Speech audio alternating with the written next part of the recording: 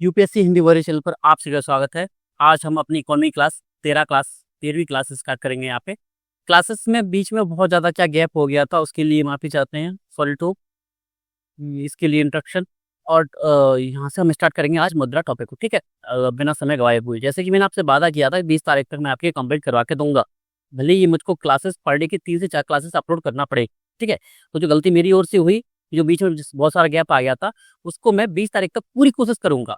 अब हो सकता है बहुत ज़्यादा कोशिश करूंगा, उसके बाद भी कुछ 5 से 10% कुछ कंटेंट बच जाए, तो मैक्सिमम 2 दिन और एक्शन लूंगा मैं, ठीक है।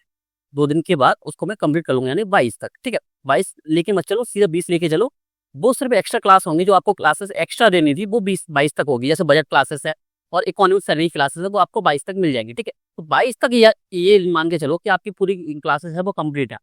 और एक चीज और मैं अगर आपको बता दूं, अगर आप सभी बोलेंगे, ठीक है, अगर आप सभी बोलेंगे तो मैं क्या करूंगा, मार्च के स्टार्टिंग में, यानी 1 से लेके 5 मार्च के बीच, यानी होली के आसपास मैं आपकी मैराथन क्लासेस ले सकता हूँ पूरी इकोनॉमी की। और पूरी इकोनॉमी क्लासेस अगर मैं ले लूंगा तो उसमें मैंने अभी क्लासेस फर्स्ट से लेके और लास्ट क्लास कोई सी भी रहे, भले 20 हो या 25 हो, कोई सी भी हो, कोई सी भी क्लास रहती है, वहां तक जितना भी कंटेंट मैंने आपको पढ़ाया है उसको मैं 8 से लेके 10 घंटे के अंदर पूरा समेटने की कोशिश करूंगा, कुछ भी नहीं छूटने दूंगा। और उससे होगा क्या, अगर आप खुद से रिवीजन करोगे, कई सारी जगह कंफ्यूजन होगा, कई सारी जगह आलस भी आएगा, बहुत सारी चीजें होती है, ठीक है। लेकिन मैथन क्लासेस के जो होगा क्या, अगर आप एक बार में या 2 बार में पूरी क्लासेस को ले लेते हैं तो आपका एक बार उससे रिवीजन हो जाएगा, और उसको फिर कंसोलिडेट कैसे करना है वो आप उससे सीख जाएंगे, ठीक है। तो मैराथन क्लासेस किस किस को चाहिए, मैराथन क्लास क्या कर देंगे आप, कमेंट कर देंगे, ठीक है। कमेंट वैसे आप करते नहीं हो, जिस जिसको क्लासेस चाहिए कर देना। बाकी देखो, मेरा सिंपल सा फंडा रहता है हमेशा, कमेंट करोगे तो क्लास आ जाएगी मैराथन क्लास में। बाकी वो बहुत मेहनत लगती है करने में, तो मुझे कोई शौक नहीं है ज़्यादा मेहनत करने का, ठीक है। तो मैराथन क्लासेस अगर चाहिए तो कम से कम मिनिमम 10+ कमेंट्स होने चाहिए, तभी मैं मैराथन क्लासेस लेके आऊँगा, ठीक है, इकोनॉमी पर। अब वो मैराथन क्लासेस ऐसी रहेगी कि उससे मैक्सिमम 90% क्वेश्चन आपके टैकल हो जाएंगे। अभी बहुत सारी कोचिंग्स हैं, उनकी क्या मैराथन क्लासेस चल रही है। अगर आप देखोगे ओवरऑल, अगर उनके लास्ट ईयर का देखोगे, जैसे लास्ट ईयर जाके देखो, सिंपल सा सबूत क्या रहता है, अगर आपको क्या दिखाऊं, अगर सबूत दिखाऊं तो सबूत क्या होता है कि इनकी क्लासेस से कितना परसेंट आएगा। उनके व्यूज भले 100K हो या इससे ज्यादा हो, कंटेंट कितना आ रहा है वो आप चेक कर सकते हो लास्ट ईयर में जाके। लास्ट ईयर का पेपर देखो, उनके क्लासेस को देख लो, ठीक है। और उनसे ज्यादा आउटपुट लेके मैं दिखाऊंगा आपको कि आपको हिट रेशियो इस वाली मैथ क्लासेस का ज्यादा देखेगा, ठीक है। तो बिना समय गवाए हुए मैं मुद्रा टॉपिक से स्टार्ट करता हूँ, क्योंकि टॉपिक थोड़ा सा बड़ा है। मैं इसको थोड़ा सा तेज भी पढ़ाऊंगा, क्योंकि देखो अब आपको आदत लग चुकी है, आप थोड़े फेज में आ चुके हो कि आप मीडियम से हार्ड लेवल पर आपको मैं ले जा सकता हूँ, ठीक है। तो यहाँ से मैं स्टार्ट करता हूँ। अब मुद्रा का परिचय और परिभाषा है, तो यहाँ पे जो एक एक स्लाइड दी हुई है, यहाँ पर एक एक स्लाइड बहुत इंपॉर्टेंट है। यहाँ पे एक एक पॉइंट जो लिखा हुआ वो एक एक पॉइंट इंपॉर्टेंट है। ऐसा क्यों, क्योंकि जो जो चीजें हमने लिखी है इसमें, या जो चीजें करवाई हैं इसमें मैंने, वो सिर्फ इम्पोर्टेंट ही हैं। तो ऐसे मत सोचना कभी भी कि ये चीज है, ये तो यूपीएससी पूछेगी नहीं। जो स्लाइड में है उसमें से यूपीएससी कुछ भी पूछ सकता है, बाद में बस ये मत कहना उससे कि सर मैंने पढ़ नहीं पाया था, ठीक है। तो ये चीज गलती आपकी ओर से नहीं होनी चाहिए। एक एक पॉइंट जो मैं पढ़ा रहा हूँ उसमें सब कुछ इंपोर्टेंट है।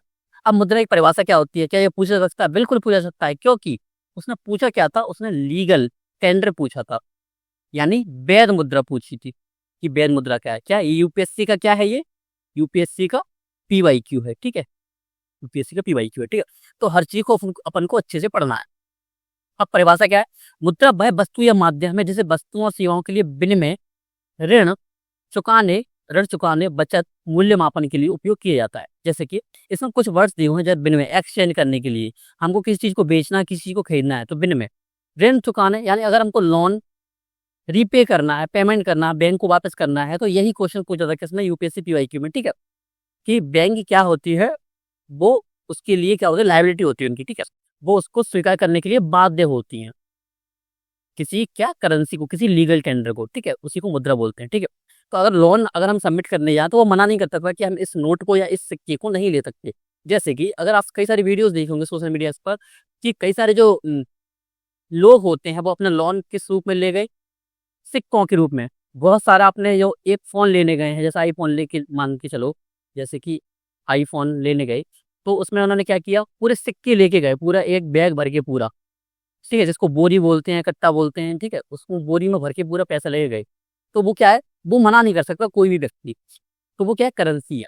बचत कि हम इसको सेविंग भी कर सकते हैं, अपने पर्स में रख सकते हैं। मूल्य मापन के लिए कि ये जो छोटा 5 वाला चिप्स का पैकेट है ये 5 का है, ये 10 वाला है ये 10 का है, तो ये क्या होगा, मापन की विधि भी तो यही है रुपीज के ऊपर कि 10 वाला है ये 5 वाला है, तो मापन की यूनिट क्या है, 5 वाला 10 वाला। आपने बहुत कम सुना होगा कि किसी चिप्स के पैकेट को आप ये देख होता तो है लेकिन सुनने में कभी नहीं मिलेगा वो आपको कि जो ये 50 ग्राम का है ये 100 ग्राम का। आपको हमेशा ये देखने को मिलेगा कि ये 20 रुपए वाला है ये 10 रुपए वाला है, ठीक है। तो ये मूल्य मापन के लिए यूज भी किया जाता है, ठीक है। तो यहाँ पे एक एक पॉइंट इंपॉर्टेंट हो सकता है जो कि यूपीएससी एग्जाम में आ सकता है, ठीक है। अब अथॉरिटी क्या होती है, प्राधिकरण, ठीक है। अथॉरिटी क्या होती है, गवर्नमेंट या उसके द्वारा अधिकृत संस्था। ये मैंने बहुत बार पढ़ा दिया तो आपको क्लियर हो गया होगा मैं किसकी बात कर रहा हूँ। गवर्नमेंट खुद करती है और किसके थ्रू करती है, आरबीआई के थ्रू करती है, ठीक है। तो याद रखना इस चीज को, क्योंकि देखो कभी कभी सिंपल स्टेटमेंट आ जाते हैं ना तो हम कंफ्यूजन के कारण, क्योंकि एग्जाम में माइंड सेट और एग्जाम का मेंटल प्रेशर इतना हाई होता है कि हम सिंपल स्टेटमेंट को भी समझ नहीं पाते हैं, उसका कुछ और अंदाजा लगा लेते हैं और उसको गलत कर देते हैं, ठीक है। तो इसलिए मैंने सिंपल स्टेटमेंट को भी आपको सही तरीके से टैकल करना सिखाऊंगा इसमें, ठीक है। अब स्वरूप क्या होता है, सिक्के होते हैं, कागजी नोट होते हैं, डिजिटल रूप में उपलब्ध होती है, ठीक है। सिक्के आपको पता है, कागजी नोट आपको पता है कि 100 का नोट 500 का नोट, ठीक है। डिजिटल रूप में भी कैसे होता है, डिजिटल में जैसे आपका यूपीआई में है, आपको क्या दिख रहा है, पेमेंट दिखता है ना कि आपके अकाउंट में 10 रुपए है, ठीक है। महत्व क्या है, मुद्रा आधुनिक आर्थिक प्रणाली की आधारशिला है, ठीक है। अच्छी सी बात लिखी है यहाँ पे। अब मुद्रा के प्रमुख कार्य क्या होते हैं, जैसे मैंने आपको बताया था, विनिमय का माध्यम है, ठीक है। आवश्यकताओं के दोहरे संयोग की मजबूरी को खत्म करके एक मध्यवर्ती चरण के रूप में कार्य करती है। यहाँ पे एक चीज समझो आप, और आपके इस मन में आ गया होगा, अगर आप ध्यान से क्लास को देख रहे होगे तो आपके मन में एक डाउट आया होगा। अब वो डाउट क्या है, यहाँ पे एक वर्ड लिखा है दोहरे संयोग। अब आपको एक चीज समझ में आ गई होगी, जो स्टूडेंट्स ध्यान से नहीं देख रहे होंगे क्लासेस को उनके मन में ये सवाल नहीं आया होगा। तो जिनके मन में सवाल नहीं आया था तो ध्यान से देखो क्लास को, ये कि पॉइंट यहाँ पे इंपॉर्टेंट होता है और यूपीएससी प्रीलिम्स में आपको कभी भी देखने को मिल सकता है ये स्टेटमेंट के थ्रू, ठीक है। जस्ट अ सेकंड, हाँ स्टार्ट करो। तो क्या है दोहरा संयोग, क्या होता है, दोहरा संयोग का सीधा सा मतलब है, और नेक्स्ट स्लाइड में ये डाला हुआ है, ये है दोहरा संयोग किसको बोलते हैं, जो वस्तु विनिमय प्रणाली बार्टर सिस्टम में चलता था। जैसे कि वस्तु विनिमय प्रणाली क्या थी, जैसे कि मान लो इस व्यक्ति को जरूरत है किसकी, गेहूं की, किसकी है, या इसको बोल सकता हूं मैं अनाज की, ठीक है। इस व्यक्ति को जरूरत किसकी है, जूतों की, जूते चाहिए इसको, ठीक है। तो क्या कर देते, ये गेहूं इसको दे देता, जूते इसको दे देता, लेकिन ये संयोग ही होता था कि क्या, कि इसको ये चीज की जरूरत है, इसको ये जरूरत, ये इसको जूते की जरूरत है, इसको अनाज की जरूरत है। लेकिन क्या हमेशा ये जरूरी होगा कि लोगों को जरूरत होगी ही किसी स्पेसिफिक चीज की, नहीं, हो सकता है अलग अलग चीज की जरूरत हो। जैसे कि इसको जरूरत है, मान लो किसी, इसको भी जूतों की जरूरत है, इसको भी जूतों की जरूरत है, और आसपास कोई ऐसा व्यक्ति है ही नहीं कि जो गेहूं के बदले जूते दे दे, ठीक है। तो यहाँ पे व्यक्ति को ढूंढना पड़ता था कि वो उससे क्या कर ले, विनिमय कर ले, आपस में एक्सचेंज कर ले चीजों को, ठीक है। तो मान लो 10 लोगों के पास गया, 10 लोगों ने बोला कि नहीं मेरे पास सिंगल क्या है, मेरे पास सिंगल पीस जूते हैं मेरे पास, तो मैं नहीं दे सकता। तो ये व्यक्ति भटकता ही रहेगा, यानी इसके और टाइम फाइम सब खराब होगा और चीजें। अब मुद्रा ने क्या चीजें ठीक कर दी हैं, उसने बोल दिया कि पैसे लो और खरीद खरीद के ले जाओ, सिंपल सा, ना किसी चीज को लेना है ना किसी चीज को देना है। तो ये क्या है, दोहरा संयोग। तो संयोग होना जो आवश्यक होता था यहाँ पे, वो उस चीज की यहाँ पे उसने उसको हटा दिया है, ठीक है। तो लेखांकन इकाई फर्स्ट आपको समझ में आ गया होगा। सेकंड क्या है, लेखांकन इकाई, यह मूल्य मापने के लिए एक सुविधाजनक इकाई प्रदान करती है। जैसे मैंने आपको चिप्स का एग्जाम्पल दिया था, एज इट इज नहीं। थर्ड पॉइंट क्या है, सार्वभौमिक स्वीकार्यता। थर्ड पॉइंट में आपको समझा चुका हूँ। इसकी सार्वभौमिक स्वीकार्यता होती है कि इंडिया में या भारत में इस करेंसी को कोई भी मना नहीं कर सकता, जो कि भारत सरकार द्वारा क्या संचालित होती है। तो हर जगह स्वीकार किया जाता है कि आप कहीं पे भी चले जाओ, जैसे कि इंडिया तो बहुत बड़ा है हमारा, ठीक है। ऐसे करके अभी थोड़ा सा कंप्लीट नहीं बना रहा हूँ यहाँ पे, ऐसे ऐसे करने हुए ऐसे है। जम्मू कश्मीर से लेके JNK से लेके लद्दाख से लेके कहाँ तक, कन्याकुमारी यानी तमिलनाडु तक, केरल तक, और यहाँ पे अरुणाचल प्रदेश से लेकर यहाँ पे क्या गुजरात तक, किसी भी स्टेट में चले जाओ, किसी भी स्टेट के किसी भी रीजन में चले जाओ, वहां पर आपकी क्या होती है, ये करेंसी है वो स्वीकार्य होती है, ठीक है। तो इस चीज को समझ लो। अब फोर्थ पॉइंट क्या है, मूल्य भंडारण, भविष्य के लिए धन सृजित करने का साधन है, समझा चुका हूं मैं। फिफ्थ पॉइंट क्या है, फिफ्थ है क्रय शक्ति। यह प्रकृति में परिवर्तनशील है। परिवर्तनशील कैसे होती? क्रय शक्ति मैंने आपको पढ़ाया हुआ है, परचेसिंग पावर पैरिटी, क्रय शक्ति समता। मान लो जो बिस्किट का पैकेट पाल लीजिए, पहले कितने का आता था? 2 रुपए का आता था, वो 5 रुपए का हो चुका है। यानी इसकी परचेसिंग पावर है क्या, वो कम हुई है? बिल्कुल हुई है। देखो सिक्का वही है सेम, उस पर 1 रुपए लिखा है, हो सकता है उस पर 1980 लिखा हो, यानी वो 1980 का सिक्का है। आपके पास भी कई सारे सिक्के ऐसे होंगे जो 2000 से पहले के हों, सबके पास होंगे 100%। ठीक है, लेकिन 1 रुपए में पहले इतनी सारी चीजें आती थी, आज 1 रुपए में सिर्फ एक सिंगल चॉकलेट आ सकती है, और वो भी नहीं आ सकती, सिंपल सी टॉफी टाइप की, वो भी बहुत मुश्किल से, क्योंकि वो बहुत चीजें नहीं हो चुकी हैं। और वही 1 रुपए 1980 में क्या ला सकते थे हम? बहुत बड़ा एक बैग ला सकते थे, बहुत सारी चीजें ले सकते थे। ठीक है, तो ये अंतर आपको देखने को मिलेगा। तो यहाँ पे क्या हुआ? क्रय शक्ति, क्रय यानी खरीदने शक्ति, तो इसमें परिवर्तन देखने को हमेशा आपको मिलेगा। लास्ट पॉइंट है आपका, क्या कौन सा पॉइंट है? फर्स्ट ये हो गया, सेकंड ये हो गया, थर्ड ये हो गया, फोर्थ, फिफ्थ और सिक्स्थ। नकदी रहित लेन देन क्या होते हैं? जनधन खाते, ई वॉलेट, आधार आधारित भुगतान प्रणालियों के माध्यम से डिजिटल लेन देन को बढ़ावा देना। नकदी रहित लेन देन यानी सीधा सा यूपीआई सिस्टम को समझ लो, जो आप में से 99% स्टूडेंट्स यूज कर रहे होंगे। ठीक है, आप नहीं करोगे, आपकी फैमिली में और कोई कर रहा होगा। कौन कर रहा होगा? आपकी फैमिली मेंबर। ठीक, कोई ना कोई कर ही रहा होगा। ठीक है, यूपीआई सिस्टम जैसे कि फोन पे है, गूगल पे है, भीम है, और कई सारे जो एप्स हैं उनका यूज कर ही रहे होंगे। ठीक है, इसको मैं समझा चुका हूँ ये चीजें। ठीक है, नेक्स्ट चलते हैं। अब आदम मुद्रा, करेंसी और सिक्के क्या है? फिएट मनी किसे कहते हैं? डायरेक्ट क्वेश्चन आ सकता है कि फिएट मनी किसे कहते हैं, स्टेटमेंट आ जाएंगे 4, तो समझने के लिए चीजें होती हैं। करेंसी नोट को बोलते हैं फिएट मनी, जो वैध मुद्रा होती है, लीगल टेंडर होता है। सिक्कों को फिएट मनी कहा जाता है क्योंकि इनका अपना कोई आंतरिक मूल्य नहीं होता। जैसे अब आपके मन में आएगा सर आंतरिक मूल्य तो होता है, अगर मैं 5 का सिक्का लेके जाता हूँ तो मुझे चिप्स का पैकेट मिल जाता है। ठीक है, ये इसका बाह्य मूल्य है। आंतरिक मूल्य का मतलब क्या है? वो 5 का सिक्का अगर उसको हम एज अ करेंसी यूज ना करें तो वो कितने में जाएगा? ठीक है, जैसे वो मान ली सिल्वर का बना है, चांदी का बना है, सिक्का किस चीज का बना हो सकता है? जैसे हमारे यहाँ सिल्वर के बने सॉरी, ये कई सारी जगह क्या चांदी के बने रहते हैं, कई सारी जगह सोने के सिक्के बने रहते हैं। जैसे कि अगर हम बात करें तो एंशियंट टाइम पर और क्या मिडाइवल टाइम पे। ठीक है, अब एंशियंट टाइम पर, मिडाइवल टाइम पर क्या होता था? चांदी के सिक्के चलते थे, सोने के सिक्के चलते थे, और तांबे के सिक्के चलते थे, कांसे के भी चलते थे, कांसे के भी, और मिश्र धातु के भी चलते थे। ठीक है, तो क्या इस सिक्के की तो कोई ज्यादा वैल्यू होगी नहीं? जैसे कि 500 का नोट है, वो है तो एक कागज ही, उसका मूल्य कितना होगा? आंतरिक मूल्य कितना होगा? 1 या 2 रुपए बस। ठीक है, मैक्सिमम, ये तो मैंने बहुत ज्यादा बोल दिया, और कम होगा इससे, लेकिन उसका बाह्य मूल्य कितना है? 500 रुपए है। लेकिन उस टाइम पर जो एंशियंट मिडाइवल के टाइम पे था, उस सोने की वैल्यू होती थी। ठीक है, कि उस सोने से मैं क्या गहने जेवरात बनवा सकते थे, तो उसकी खुद की क्या थी? वैल्यू होती थी। ठीक है, आंतरिक मूल्य भी उसका होता था। लेकिन आजकल की जो मनी होती है उसका आंतरिक मूल्य नहीं होता है बिल्कुल भी। ठीक है, हो सकता है 1-2 रुपए हो, इसके अलावा नहीं। अब विधिक मुद्रा किसे कहते हैं? ये वैध मुद्रा, ये विधिक मुद्रा। देश का कोई भी नागरिक लेन देन निपटान के लिए इसे स्वीकार करने से मना नहीं कर सकता, मैं समझा चुका हूँ। थर्ड बहुत इंपॉर्टेंट है, सिक्का अधिनियम 2011 सरकार को 1,000 तक के मूल्य वर्ग के सिक्के जारी करने का अधिकार देता है। ठीक है, अच्छी बात है। क्या 1,000 तक का सिक्का आपने कभी देखा है? नहीं देखा होगा, लेकिन आपको पता होगा कि ये किसी विशेष पर्व पे क्या करते हैं, हम विशेष सिक्के चलाते हैं। जैसे कि मान लीजिए किसी की जयंती है, ऐसे करके, किसी का 100 एनिवर्सरी है, ऐसे करके। ठीक है, वो महापुरुष हैं कुछ, उनके नाम पे। जैसे आपने सुना होगा आरएसएस के नाम पे अभी क्या किए थे, सिक्के जारी किए गए थे। प्रचलन में सिक्के क्या है? वर्तमान में 50 पैसे से लेके 20 रुपए तक के सिक्के प्रचलित हैं। अब आपके मन में आएगा सब 50 पैसे के सिक्के तो चलते नहीं है, अभी चलते हैं कई सारे एरिया में।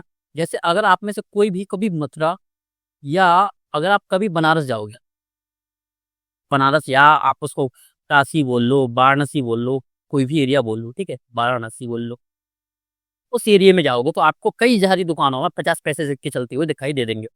फिर मैं आपको समझा चुका हूँ क्या? विशेष सिक्के, सिक्के स्मारक के रूप में विशेष अवसरों पर जारी किए जाते हैं। ठीक है, तो 50 पैसे से लेके कितने तक चल रहा है? 20 तक। लेकिन कभी कभी हम इससे बड़े सिक्के चला देते हैं, क्यों? विशेष पद पे। अब रुपये एक एक नोट का नोट और सेगनोरेज या सीनियोरेज क्या होता है? 1 रुपए का विशेष स्थान है यहाँ पे हमारे भारत में। हमारे भारत में 1 रुपए का विशेष स्थान है, क्यों है? क्योंकि याद रखना सभी प्रकार की मुद्रा की जो छपाई है, करेंसी, उसका रेगुलेशन, सभी चीजें कौन संभालता है, वो संभालता है आरबीआई, जो मैं आपको बता चुका हूँ। लेकिन जो 1 रुपए का सिक्का है, ये खुद कौन, भारत सरकार प्रिंट करवाती है, पूरा विभाग काम करता है भारत सरकार का ही। यानी इसको वित्त मंत्रालय के अंतर्गत क्या करता है, जारी करता है, आरबीआई नहीं करता। सिर्फ 1 रुपए के सिक्के को, मैं इसका कारण बताऊंगा ऐसा क्यों। इस पर वित्त सचिव के हस्ताक्षर होते हैं, याद रखना। आरबीआई पर आरबीआई गवर्नर के हमेशा साइन होंगे, वो बोल देगा मैं धारक को इतने रुपए देने का वचन देता हूँ, ठीक है, धारक को इतने रुपए अदा करने का वचन देता हूँ, ठीक है। लेकिन 1 रुपए के सिक्के पर या 1 रुपए का नोट तो देखा ही होगा ना आपने कभी न कभी, तो उस पे ये चीज कभी देखने को नहीं मिलती। वो कभी खुद से ये नहीं बोलेगा मैं अदा करता हूँ, यानी ये वचन नहीं देता। तो याद रखना, हो सकता है कि यूपीएससी टफ बनाने के चक्कर में ऐसी उल्टी सी चीजें पूछ ले, क्योंकि उसका कोई विश्वास नहीं, कभी भी कुछ भी पूछ सकता है। तो ये कभी गारंटी नहीं देता वित्त मंत्रालय। 1 रुपए इस पर साइन होते हैं वित्त सचिव के। तो याद रखना, ये जीके की जो 10 रुपए वाली जो बुक्स बिकती थी बचपन में, आपने पढ़ी होंगी, तो उसमें लिखा रहता था ये चीज। अब इसको क्यों करते हैं, एक कारण है ऐतिहासिक, कि हर चीज किसी दूसरे संस्थान पर, सरकार के इतर दूसरे संस्थान जैसे आरबीआई ही है, उस पर नहीं छोड़ी जा सकती हर चीज। तो प्रतीकात्मक तौर पर, यानी प्रतीकात्मक तौर पर वो 1 रुपए के सिक्के खुद जारी करता है, जिससे क्या हो, एक डिस्ट्रीब्यूशन बना रहे, विविधता बनी रहे। विविधता से क्या होता है, मोनोपोली रोकना होता है। लेकिन रियलिटी में देखो, ये सिर्फ कागजी बात है। आरबीआई जब 2 रुपए के से लेके 500 रुपए तक के नोट या सिक्के कर रहा है, या इससे भी ज्यादा कर रहा है, तो पूरा 99.999 इसी पर है। लेकिन ये क्या है, प्रतीकात्मक तौर पर क्या है, इसकी छपाई होती है 1 रुपए की, ठीक है। और 1 रुपए की जो पूरी कमाई होती है वो भारत सरकार को जाती है। कमाई तो इससे भी जाती है, लेकिन इस पे वो गारंटी नहीं देता कि इसके बदले में क्या 1 रुपए देने का क्या वचन देता हूँ, ठीक है। तो इसमें वचन नहीं है, इसमें सिर्फ वो बोलता है कि मैंने बोल दिया, भाई ने बोला करने का तो करने का, ठीक है। अब सीनियोरेज या टेक्नोरेज, ये वर्ड टेक्नोरेज भी होता है हिंदी में, ये सीनियोरेज, मैंने अलग अलग बुक्स में अलग अलग नाम इसको पढ़ा, इसलिए इसको आप सेनियोरेज या सेग्नोरेज दोनों बोल सकते हैं। जैसे मैं आपको अभी चीज समझाई, जैसे कि एक नोट है, जैसे 500 का नोट है, उसको एक सिंगल नोट बनाने को मेरा जो खर्चा आ रहा है, जैसे मैं आरबीआई हूँ, तो मेरा जो खर्चा है वो खर्चा है मेरा कितना, कितना, 1 रुपए 75 पैसे, ठीक है, 1 रुपए 75 पैसे, इतना क्या है, मेरा खर्चा है। लेकिन इसकी रियल वैल्यू ये क्या है, ये आंतरिक मूल्य है। क्या है, इसका आंतरिक मूल्य है, या आप इसको कॉस्ट भी बोल सकते हो। लेकिन अगर आप इसका बाह्य मूल्य देखोगे, क्या देखोगे, बाह्य मूल्य, तो बाह्य मूल्य इसका कितना है, 500 का। तो इसी की जो अंतर होता है, इसके बीच का अंतर, यानी 500 में से 1 रुपए 75 पैसे इसमें से आप हटा दो, यानी 598.25 पैसे, ठीक है। 590 सॉरी सॉरी सॉरी सॉरी 498.25 पैसे, ठीक है। तो ये क्या है, सेन्यूरेज या सेग्नोरेज है 500 का। ये मैंने एग्जांपल के लिए आपको बताया हुआ है। तो मुद्रा के अंकित मूल्य और उससे बनाने की लागत के बीच का अंतर, अगर आपको लग रहा हो ये टॉपिक इंपोर्टेंट नहीं है, तो पीवाई को जाकर देख लेना पहले। इसलिए थोड़ा सा दिमाग से पढ़ा करो हर चीज को, ठीक है। और अगर मैं पढ़ा रहा हूँ तो समझ लो पहले से कि स्लाइड में अगर कोई चीज है तो वो बहुत ज्यादा क्या है, इम्पोर्टेंट है, यानी उस पर स्टार लगा लो अच्छे से, ठीक है। 3 स्टार है, और ये पीवाईक्यू में पूछा जा चुका है, इसलिए अच्छे से पढ़ा रहा हूँ। सरकारी लाभ, यह अनिवार्य रूप से सरकार द्वारा करेंसी छापने से अर्जित होने वाला लाभ है। आप सभी को में से किसी को याद नहीं आया होगा, लेकिन मुझे याद आ गया। 2025 का क्वेश्चन ही तो है कि जो सरकार के क्या है, किसका साधन है, आय का, क्या नोट करेंसी छापना है, बिल्कुल है, यहाँ पे लिखा हुआ, ठीक है। तो इसको आप देख लो। अब आधुनिक भुगतान तंत्र को देखिए हम, ठीक है। चेक और सीटीएस, आप सबने एक का नाम जरूर सुना होगा, चेक का, बचपन में यूज किया होगा, हो सकता है अभी भी यूज करते हो, ठीक है। ये क्या होता है, इसमें हम इसको भर के दे देते हैं किसी व्यक्ति को, वो दूसरा व्यक्ति क्या कर सकता है, इसको जाके अपने हमारे बैंक अकाउंट में से पैसे निकाल सकता है। हम इसमें साइन कर देते हैं, सब कुछ चीजें इसमें हमको भरनी होती है, सब पैसे भरते हैं इसमें, 1000 रुपए, ठीक है। यह बैंक को निर्देश देने वाला एक कागज है जो खाते से दूसरे व्यक्ति को निश्चित राशि भुगतान करने का अधिकार देता है, ठीक है। ये चीज आप समझ गए होंगे कि आपने सभी ने यूज किया है, लेकिन याद रखना आपको पता है इसका मतलब ये नहीं कि आप क्वेश्चन को टैकल करके आ जाओगे यूपीएससी प्रीलिम्स में, क्योंकि लैंग्वेज का खेल होता है। तो ये लैंग्वेज अच्छे से पढ़ो आप, क्योंकि अगर भाषा थोड़ी सी इधर उधर बदल के आ गई तो आप उसमें फंस जाओगे और आपका स्टेटमेंट गलत हो सकता है। स्टेटमेंट गलत होने का सीधा सा मतलब होता है, अगर आप उसको, क्योंकि देखो आपको चेक के बारे में नॉलेज है 100% या 99.99 पॉसिबिलिटी है, पॉसिबिलिटी क्या है, संभवता, संभवता या पॉसिबिलिटी है, संभावना है कि आप उसको टिक करके आओगे, उसको अटेम्प्ट करके आओगे उस क्वेश्चन को।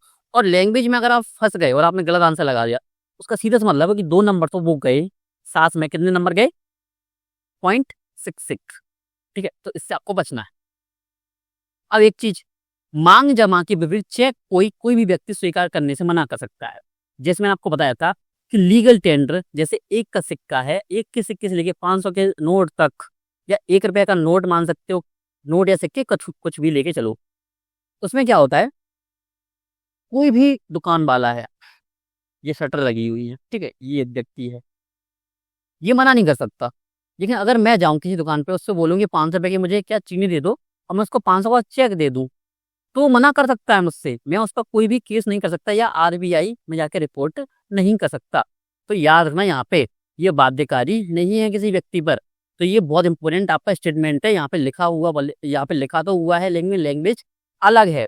ठीक है, तो आप लिख सकते हो यहाँ पे, जो आप अपनी कॉपी और पेन लेके बैठे हो ना, उसमें लिख लेना कि बाध्यकारी नहीं है, चेक। अब एक और सिस्टम है check truncation system, CTS. Simple सा, कुछ समझाना नहीं है इसमें मुझे। आरबीआई ने अपनाया है, जो पहले हम फिजिकल यूज करते थे चेक का, वो हम अब डिजिटल यूज करते हैं। यानी चेक का ही आपको फोटो देखने को मिलेगा और ऐसे ही आपको ट्रांसफर होते हैं पैसे, या ऐसे ही हम पैसे की निकासी करते हैं। ठीक है, लाभ क्या है, सिंपल सा जो मैंने आपको अभी बोला। आगे चलो, क्रिप्टो करेंसी और कर व्यवस्था क्या, ये इसको देखते हैं। परिभाषा क्या इंपोर्टेंट है, क्रिप्टो करेंसी से क्वेश्चन पूछ लिया गया है पहले भी, डिजिटल करेंसी से 2-3 बार पूछ लिया जा चुका है। पॉसिबिलिटी बहुत ज़्यादा थी लास्ट 2-3 साल में कि क्रिप्टो करेंसी और बिटकॉइन से क्वेश्चन पूछ लिया जाए, लेकिन नहीं पूछा है एज इट इज। ये क्या है, एक डिजिटल या आभासी मुद्रा है। स्टेटमेंट बन सकता है कि क्रिप्टो करेंसी वास्तविक मुद्रा है, तो आप फंस ना जाओ हिंदी की संशय के चक्कर में या खुद के डाउट के चक्कर में। तो याद रखना आभासी मुद्रा है और डिजिटल मुद्रा है।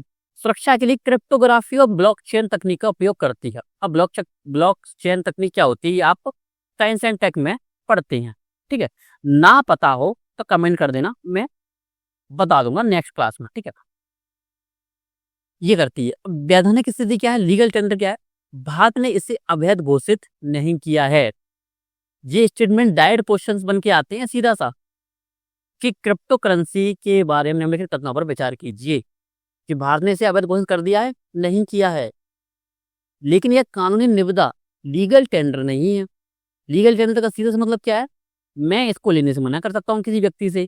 कोई व्यक्ति बोले कि मैं आपको किसमें पेमेंट कर रहा हूँ, वो क्रिप्टोग्राफी यानी क्रिप्टो करेंसी में कर रहा हूँ, तो मैं उसको मना कर सकता हूँ, नहीं मुझे तो क्या कैश चाहिए, या आप यूपीआई से कर दो। ठीक है, अब थर्ड पॉइंट क्या है, दिनेश शर्मा समिति, एक समिति बनाई गई थी, इस समिति ने क्रिप्टो करेंसी पर पूर्ण प्रतिबंध की सिफारिश की थी। तो हो सकता है इस समिति के नाम लेके पूछ लिया जाए, आपको कंफ्यूज करने के चक्कर में कि अवैध घोषित कर दिया गया, नहीं किया गया है, लेकिन इस समिति ने सिफारिश की थी। फोर्थ पॉइंट क्या, कराधान, क्या इस पर टैक्स कटता है, टैक्स कट होता है। तो हाँ, लाभ पर 30% टैक्स है। जैसे कि कोई, मैंने बिटकॉइन उसको खरीदा था 50,000 का, अब उस पर मुझे वो 5 लाख का हो गया, तो जो पूरा लाभ है उस पर मुझे 30% टैक्स देना होगा।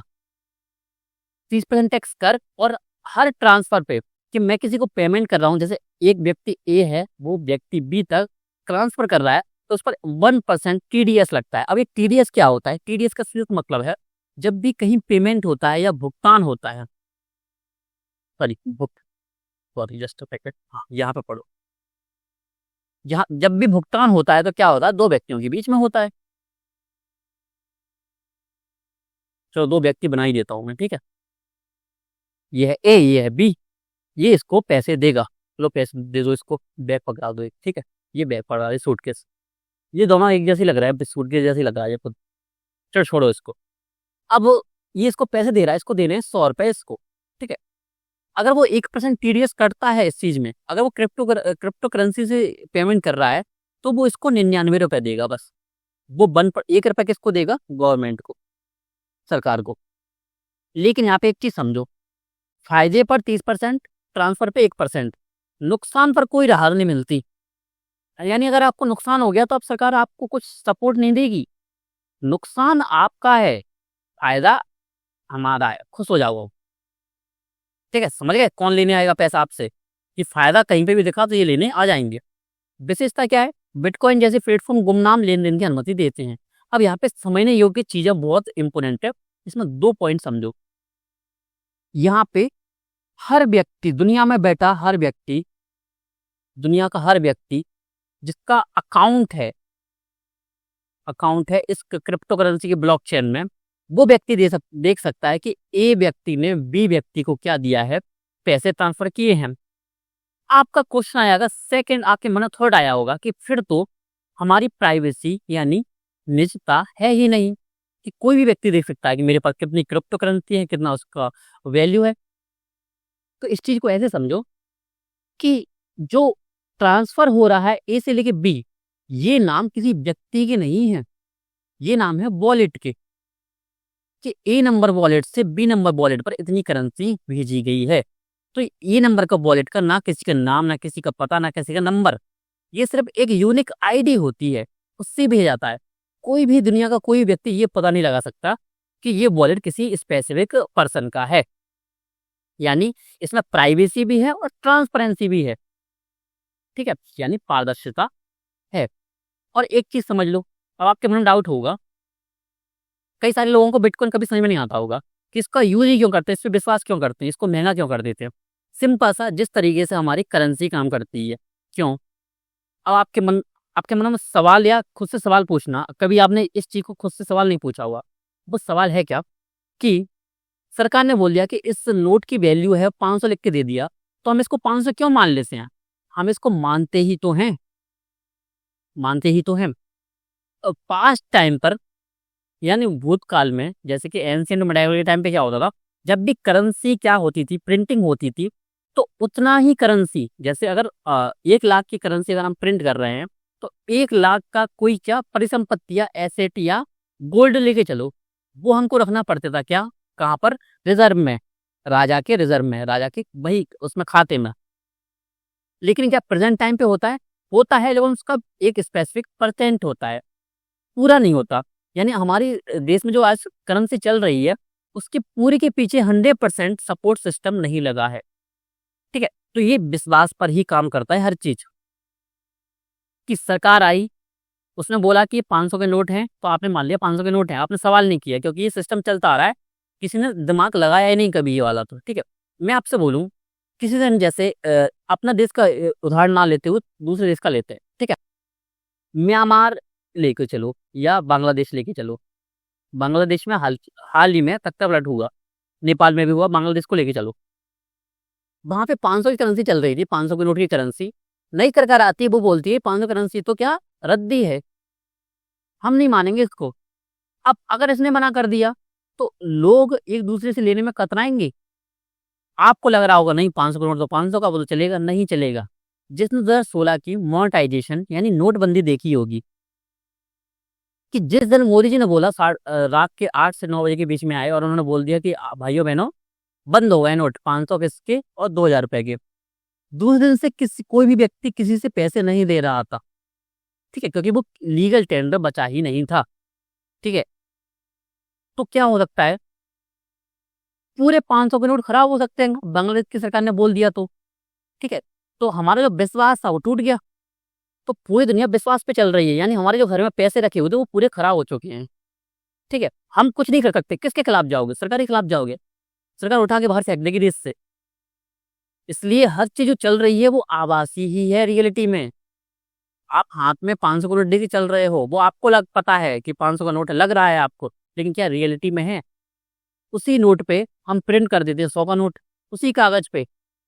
प्रिंट किससे होती है? इंक होती होगी कोई स्पेसिफिक प्रकार की, ठीक है, एक प्रिंटर होता होगा, उससे होता होगा, ठीक है। कागज एक ही है, उसमें वैल्यू अलग अलग लिख दी, और लिख कौन रहा, सरकार लिख रही है। तो कोई प्रकृति ने नहीं बनाई मुद्रा है, ठीक है, प्रकृति ने बनाई क्या है, धातु है।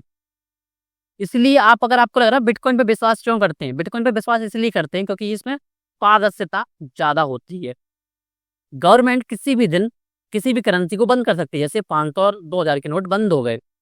इसमें हमको ये व्यवस्था रहती है, या हम इतनी सेफ या सुरक्षा रहती है इसमें हमको, कि ये कभी भी हैक नहीं हो सकता, क्योंकि देखो ये पूरी कोडिंग के थ्रू चलता है। ये कभी भी आभासी मुद्रा वास्तविक नहीं है, आपके हाथ में दिखेगी, आपके कंप्यूटर पे कुछ वर्ड दिखेंगे कि हाँ आप पर क्या है 1.2 या इतने इतने बिटकॉइन है, एक बिटकॉइन की कीमत इतनी है। ये इतनी अच्छा सर्वर बनाया गया है कि दुनिया के सबसे बड़े कंप्यूटर्स लगेंगे हैक करने में, जो कि आज तक बने ही नहीं है, ठीक है। इस तरह से क्या बिटकॉइन आपका काम करता है, क्रिप्टो करेंसी इस तरीके से आपकी काम करती है। अब विशेषता क्या है, बिटकॉइन जैसे प्लेटफॉर्म गुमनाम लेन देन की अनुमति देते हैं। गुमनाम कैसे होता है, वॉलेट बताता है, जैसे कि और इसका क्या है, इसका स्पेसिफिक पॉइंट है, इसको कोई भी नियंत्रित नहीं करता है, नियंत्रित नहीं करता है। सभी आपस में अपना पेमेंट करते हैं विश्वास के आधार पे, ठीक है। और कोई भी फ्रॉड हो ही नहीं सकता, क्योंकि मैं किसी को पैसे भेजूंगा, वो हर एक ब्लॉकचेन में जाता है, बॉक्सिफिकेशन के थ्रू में, उसमें बॉक्स बढ़ते हैं, इसीलिए उसको क्या बोलते हैं, ब्लॉकचेन। एक ब्लॉक बनता है, पूरा कोड बन के जाएगा यूनिक आईडी से, इस तरह से पेमेंट होता है, ठीक है। तो पूरा कोडिंग के थ्रू होता है। अब इस जैसे हमारी जो करेंसी है 1 रुपए से लेके 2000 तक के नोट को, इसमें आरबीआई बोलता है। इसने मान लो 500 का नोट मुझसे नहीं लिया, तो मैं आरबीआई के पास चला जाऊंगा, ये भाई, ये मेरा जो बी वाला भाई है, ये मेरे से 500 का नोट नहीं ले रहा है। लेकिन इसमें हम कुछ भी नहीं बोल सकते किसी से, और किसी की व्यवस्था नहीं है।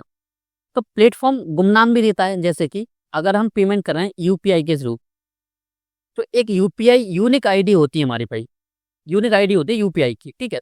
आपका नाम होता है उसमें शायद, या उसमें आपका नंबर जुड़ा होता है, जैसे 757509 कुछ भी ऐसे करके लिख लो, 098711133 ऐसे करके, ठीक है। अपना नंबर तो लिख दिया, हटा लो उस नंबर को।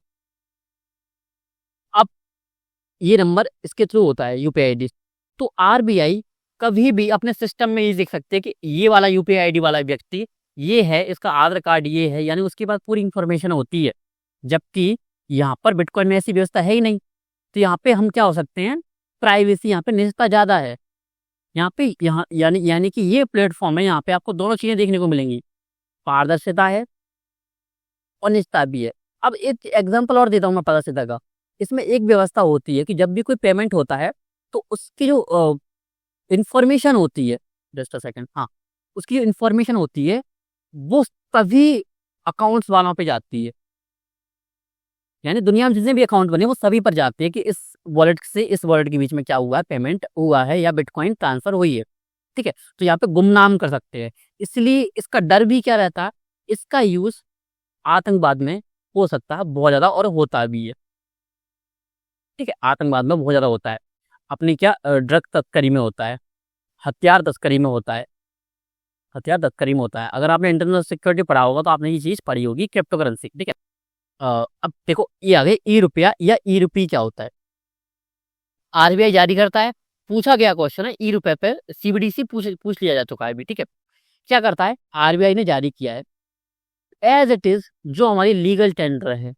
लीगल टेंडर से मतलब क्या है, मैं बार बार वर्ड का यूज कर रहा हूँ ना, लीगल टेंडर, वैध मुद्रा।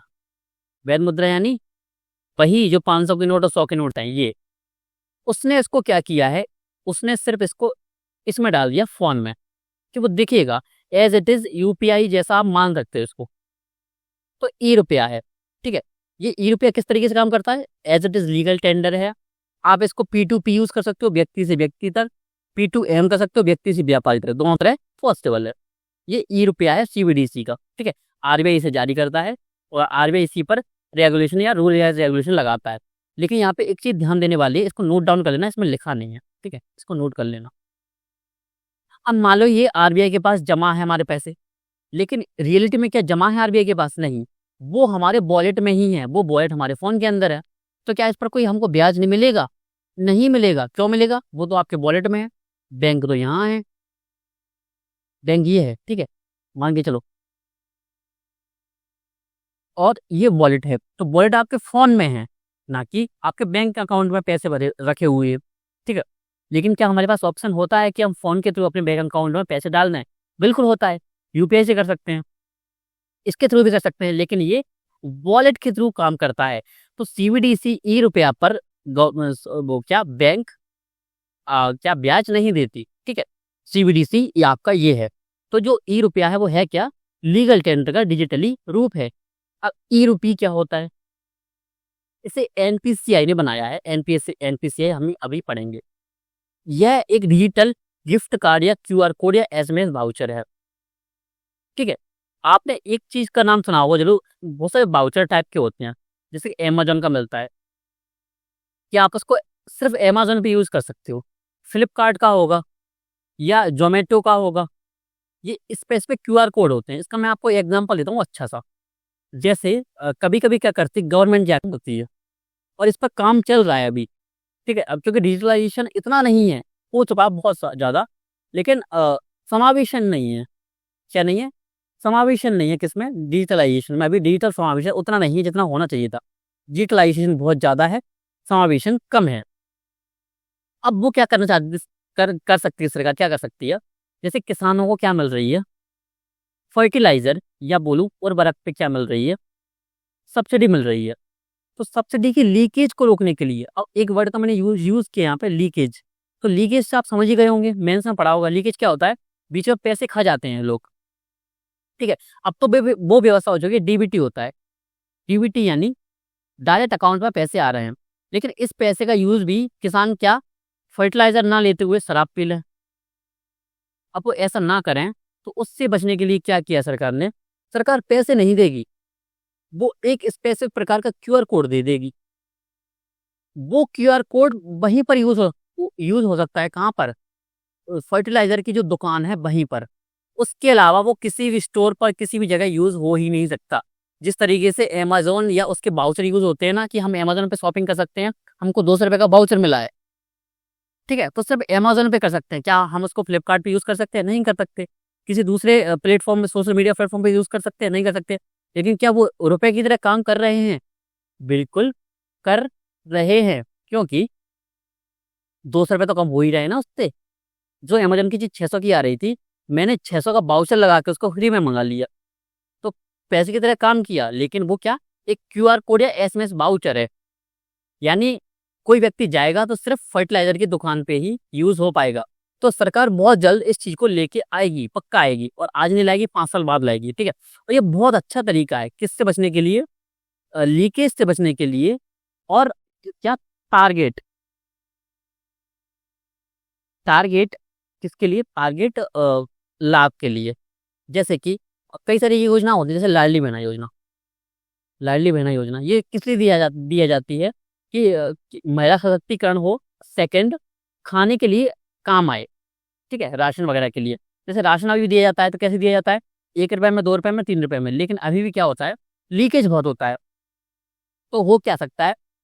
सरकार वाउचर दे देगी, हम जाएँगे किराना स्टोर पे, तो जो रजिस्टर्ड किराना स्टोर होंगे सरकार के पास, उन पर ये क्यूआर कोड काम करेगा। बाकी किसी भी दुकान पे ये काम नहीं करेगा। और जैसे ही क्यूआर कोड को स्कैन करेगा दुकान वाला, उसके पास पैसे कौन दे देगा? सरकार दे देगी। तो बहुत अच्छा सिस्टम बनाया है। तो ई-रुपी क्या है और ई-रुपया क्या है? तो एनपीसीआई ने इसे बनाया है, और इसको कौन ने बनाया है? आरबीआई ने। आरबीआई इसको जारी करता है। अब एनएफटी क्या होता है? एनएफटी का सिंपल सा मतलब समझ लो, कि जिसको हम चेंज नहीं कर सकते। कैसे? किसी पेंटिंग को मैं क्या कर सकता हूँ? NFT sorry just a second. यह डिजिटल संपत्तियों के स्वामित्व को सत्यापित करने वाली एक विशिष्ट क्रिप्टोग्राफिक संपत्ति है, जैसे कि एनएफटी। हाँ, इसको चेंज नहीं कर सकते। जैसे इसका मालिक मैं हूँ, जैसे कि मैंने कोई ये वाली वीडियो बन रही है आपकी, ये क्लास बन रही है, ठीक है? ये वीडियो बन रही है, ये क्लास बन रही है, तो इसका मालिक कौन हूँ इस टाइम पर? मैं, ठीक है? या यूपीएससी हिंदी वॉरियर्स, ठीक है? अब अगर मैं इसको एनएफटी में चेंज करवाता हूँ, यानी इस पर एक स्पेसिफिक क्रिप्टोग्राफिक इसको एसेट की तरह मैं इसको रजिस्टर्ड करा लेता हूँ। इसका रजिस्ट्रेशन ले लूँगा, तो मुझे एक प्रकार की आईडी मिल जाएगी, जैसे 1ATCS 113456, ये मेरी यूनिक आईडी है। अगर इसका इस वीडियो का यूज और कोई करता है तो मैं उसको रोक सकता हूँ जाके, क्योंकि ये मेरी क्या है, संपत्ति है। तो NFT नॉन फंजिबल टोकन, इसको चेंज नहीं किया जा सकता, ठीक है। तो ये मेरी संपत्ति है, तो इस पे मैं क्या लेता हूँ, अपना रजिस्ट्रेशन एक क्रिप्टोग्राफिक एसेट ले लेता हूँ। तो NFT को उपविभाजित नहीं किया जा सकता है, इसे 1 to 1 बदला नहीं जा सकता। 1 to 1 कैसे, इस वीडियो को किसी और दूसरे को दे दो, जैसे कि आपने सुना होगा मोनालिसा। तो मोनालिसा पेंटिंग एक ही है, उसके इमेज आपको हर जगह मिल जाएंगे, लेकिन सबसे पहले उसने जिस व्यक्ति ने उसका इमेज खींचा होगा वो इसका सीधा मालिक है। अगर उसने NFT का क्रिप्टोग्राफिक संपत्ति ले ली, तो जब भी ये इमेज बिकेगा तो उसका एक स्पेसिफिक परसेंटेज जो पैसा है वो इसके पास पहुंचेगा। इसलिए ये व्यवस्था बनाई गई है NFT की, जिससे असल मालिक का पता लगे, ठीक है। जैसे कि पिंटरेस्ट भी इस तरीके से काम करती है। पिंटरेस्ट जो वेबसाइट है ना, वो इस तरीके से काम करती है, वहां पे हम अपने फोटो बेच सकते हैं, ठीक है। अब फंजिबिलिटी क्या होती है, किसी संपत्ति की वह खूबी जो उसे उसी प्रकार दूसरी संपत्ति से बदलने का योग्य बनाती है, जैसे 10 का नोट या सोना। बिल्कुल, जैसे कि यहाँ पे क्या है, पेंटिंग है, इसको मैंने क्या कोई चेंज कर पाएगा, इसको नहीं कर पाएगा, कि इसका मालिक मैं ही हूँ। पेंटिंग को पेंटिंग से चेंज कैसे करोगे। अब मोनालिसा की पेंटिंग सिर्फ एक है दुनिया में, और तो है नहीं। उसकी कॉपी हो सकती है, क्या रियल हो सकती है, नहीं हो सकती, लेकिन सिक्के हैं, उसको हम चेंज कर सकते हैं। कैसे, 10 रुपए का मैंने नोट दिया, 10 सिक्के ले लिए उसके 1-1 रुपए के। 10 रुपए का नोट दिया, मैंने 2 सिक्के ले लिए 5-5 के। ये सोना था, मैंने इसको चांदी के रूप में चेंज करा लिया, लेकिन ये चीजें चेंज नहीं हो सकती, ठीक है। तो इसको क्या बोलते हैं, नॉन फंजिबल टोकन। इसको हम चेंज नहीं कर सकते, 1 to 1 बदला नहीं जा सकता। और फंजिबिलिटी का मतलब क्या है, अंततः परिवर्तनीयता। नाम से स्पष्ट है, NFT पूछा भी जा चुका है यूपीएससी में। तो याद रखना किस तरीके से काम करता है। 100 का नोट है, या तो मैं 2 50-50 के नोट ले लूं तो चेंज हो गया, बिल्कुल बिल्कुल हो गया। इसमें कोई परेशानी हुई नहीं हुई। लेकिन जैसे मैं अपनी कार है उसको किसी से एक्सचेंज कर रहा हूँ, तो क्या पूरी प्रोसेस लगती है, पूरी कागज कार्यवाही वगैरह, ठीक है। क्या इसमें कोई कागजी कार्यवाही लगी, नहीं लगी। अब NPCI और डिजिटल भुगतान तंत्र क्या है। NPCI क्या है, भारत में खुदरा भुगतान प्रणाली को संचालित करने वाला एक गैर लाभकारी संगठन है। किसने बनाया है, इसको बनाया एक इसीलिए है कि भुगतान व्यवस्था बनाई जाए, 2006 के आसपास बनाया था इसको, ठीक है। भुगतान सिस्टम बनाया था, और इसी ने NPCI जो सिस्टम है हमारा, कॉर्पोरेशन ऑफ इंडिया जो संगठन है हमारा, इसी ने डिजिटल इंडिया को बढ़ावा दिया है। यानी जिस तरीके से RBI है, देखो RBI हर चीज तो काम कर नहीं पाएगी हर जगह। करेंसी प्रिंट करना है, पॉलिसी भी बनाना है, बैंकिंग को भी देखना है, बैंकों को ब्याज देना है, ब्याज लेना है, बॉन्ड प्रिंट करना है, बॉन्ड वापस लेना है। तो भुगतान सिस्टम को व्यवस्थित करने के लिए उसने NPCI की क्या स्थापना की थी, जिसको क्या बोलते हैं, national payment corporation of India. अब UPI क्या है, वास्तविक समय में बैंक खातों के बीच में 24/7 धन हस्तांतरण की सुविधा। अंतर्राष्ट्रीय पहुंच हो चुकी है, UAE, फ्रांस, सिंगापुर में आज हम UPI यूज कर सकते हैं। UPI यानी वही फोन पे, गूगल पे, और आपका क्या और भी है, ठीक है, भीम है। सेकंड क्या है, UPI आधारित ऐप। भीम क्या है, एज इट इज ये भी एक फोन पे है। अपना नाम अगर आपको पता हो तो ठीक है, अगर आपने यूज नहीं किया हो तो आपको मुश्किल है पता, ठीक है। हो सकता है पता हो या ना पता हो। तो जिस तरीके से ये ऐप है, जैसे मैंने ऐप का नाम लिया, फोन पे, गूगल पे, और भी जो पेमेंट्स के जो ऐप होते हैं, तो ये भी एक ऐप है, लेकिन ये किसका है, सरकार का है, ठीक है। सरकार का ऐप है, तो इसी को क्या बोलते हैं, Bhim, Bharat interface for money. और स्टार्टिंग में यही स्टार्ट हुआ था, लेकिन इसके बाद क्या हुआ, प्राइवेट कंपनियों ने यहाँ पे स्टार्ट कर दी अपने ऐप। EPS आधार इनेबल्ड पेमेंट सिस्टम क्या होता है। देखो, इनसे कभी भी क्वेश्चन पूछे जा सकते हैं, और अच्छे क्वेश्चन आएंगे, और इतने टफ क्वेश्चन नहीं आएंगे, लेकिन मैं आपको जो पढ़ा रहा हूँ उससे क्वेश्चन इजीली टैकल हो जाएंगे। तो अच्छे ध्यान से पढ़ना। अगर आपको लग रहा है थकावट हो रही है, कंफ्यूजन हो रहा है, तो थोड़ा सा 1-2 मिनट ब्रेक ले सकते हो। मुझे पढ़ाने में परेशानी नहीं, मैं लगातार पढ़ा सकता हूँ, लेकिन पढ़ने में परेशानी हो सकती है। लेकिन तब भी मैं आपको हर चीज को बहुत आसान भाषा में समझा के बताता हूँ, ठीक है। किसमें, आसान भाषा में, ठीक है। तो मैं पूरी कोशिश करता हूँ कि आपको सभी कॉन्सेप्ट्स बिल्कुल क्लियर हो जाएं। लेकिन कभी भी कोई डाउट होता है ना, कभी भी कोई डाउट हो तो पूरा 0.0001% भी डाउट हो ना, तो कमेंट कर दिया करो, ठीक है, कमेंट कर दिया करो। या फिर भी डाउट हो तो टेलीग्राम पे आप मैसेज कर सकते हो अपना यूपीएससी एनजीओएस के चैट ग्रुप में जाके, ठीक है। कोई भी डाउट हो पूछ सकते हो। अब एपीएस क्या होता है, आधार इनेबल्ड पेमेंट सिस्टम क्या होता है? इसमें आपने सुना होगा बैंक मित्र नाम से शाखाएं खुली रहती हैं बहुत सारी। बैंक मित्र, हो सकता है आपके एरिया में ना हो, तो होता क्या है, ये बैंकों की शाखाएं होती हैं। शाखाएं होती हैं, छोटे छोटे कमरों में बनी रहती हैं। उसमें क्या कर सकते हो आप, आधार कार्ड के माध्यम से और अपने फिंगरप्रिंट के माध्यम से पेमेंट कर सकते हो। जैसे आपके पास कौन नहीं है, तो आप आधार कार्ड ले जाओ और पेमेंट कर दो वहां पे जाके। क्यों? क्योंकि आधार कार्ड किससे लिंक होता है, आपके अकाउंट नंबर से। जो वित्तीय अकाउंट नंबर है आपका, जो जैसे एसबीआई में है, पीएनबी में है, पंजाब नेशनल बैंक में है, एचडीएफसी में, आईसीआईसीआई बैंक में है, और आपका यूनो बैंक में, और सॉरी यूको बैंक में है, और सारी कई सारी बैंक्स हैं उनमें है, ठीक है, कोटक महिंद्रा बैंक में है। तो उससे अगर अकाउंट आपका क्या होता है, लिंक होता है, केवाईसी होती है, तो आप इससे पेमेंट कर सकते हैं आधार कार्ड से, ठीक है। तो क्या होता है, आधार संख्या और बायोमेट्रिक्स के जरिए वित्तीय लेन देन, क्या बोलते हैं, आधार इनेबल्ड पेमेंट सिस्टम, ठीक है। बहुत सिंपल सिंपल चीजें हैं, अच्छे से पढ़ो। अब आरटीजीएस क्या है, इसको हम बाद में समझेंगे, क्योंकि मैंने अच्छे से इसके लिए स्लाइड अलग से बनाई है, ठीक है। आईएमपीएस फास्टैग क्या होता है, फास्टैग टोटल प्लाजा के लिए बनाए गए हैं। इसको मैं नहीं मानता किसी को ना पता हो, लेकिन बता देता हूँ। ये हमारा भारत है, देखो अच्छे से बनाऊंगा आपकी बात, ठीक है। आप बोल रहे होंगे तरीके से नहीं बनाता।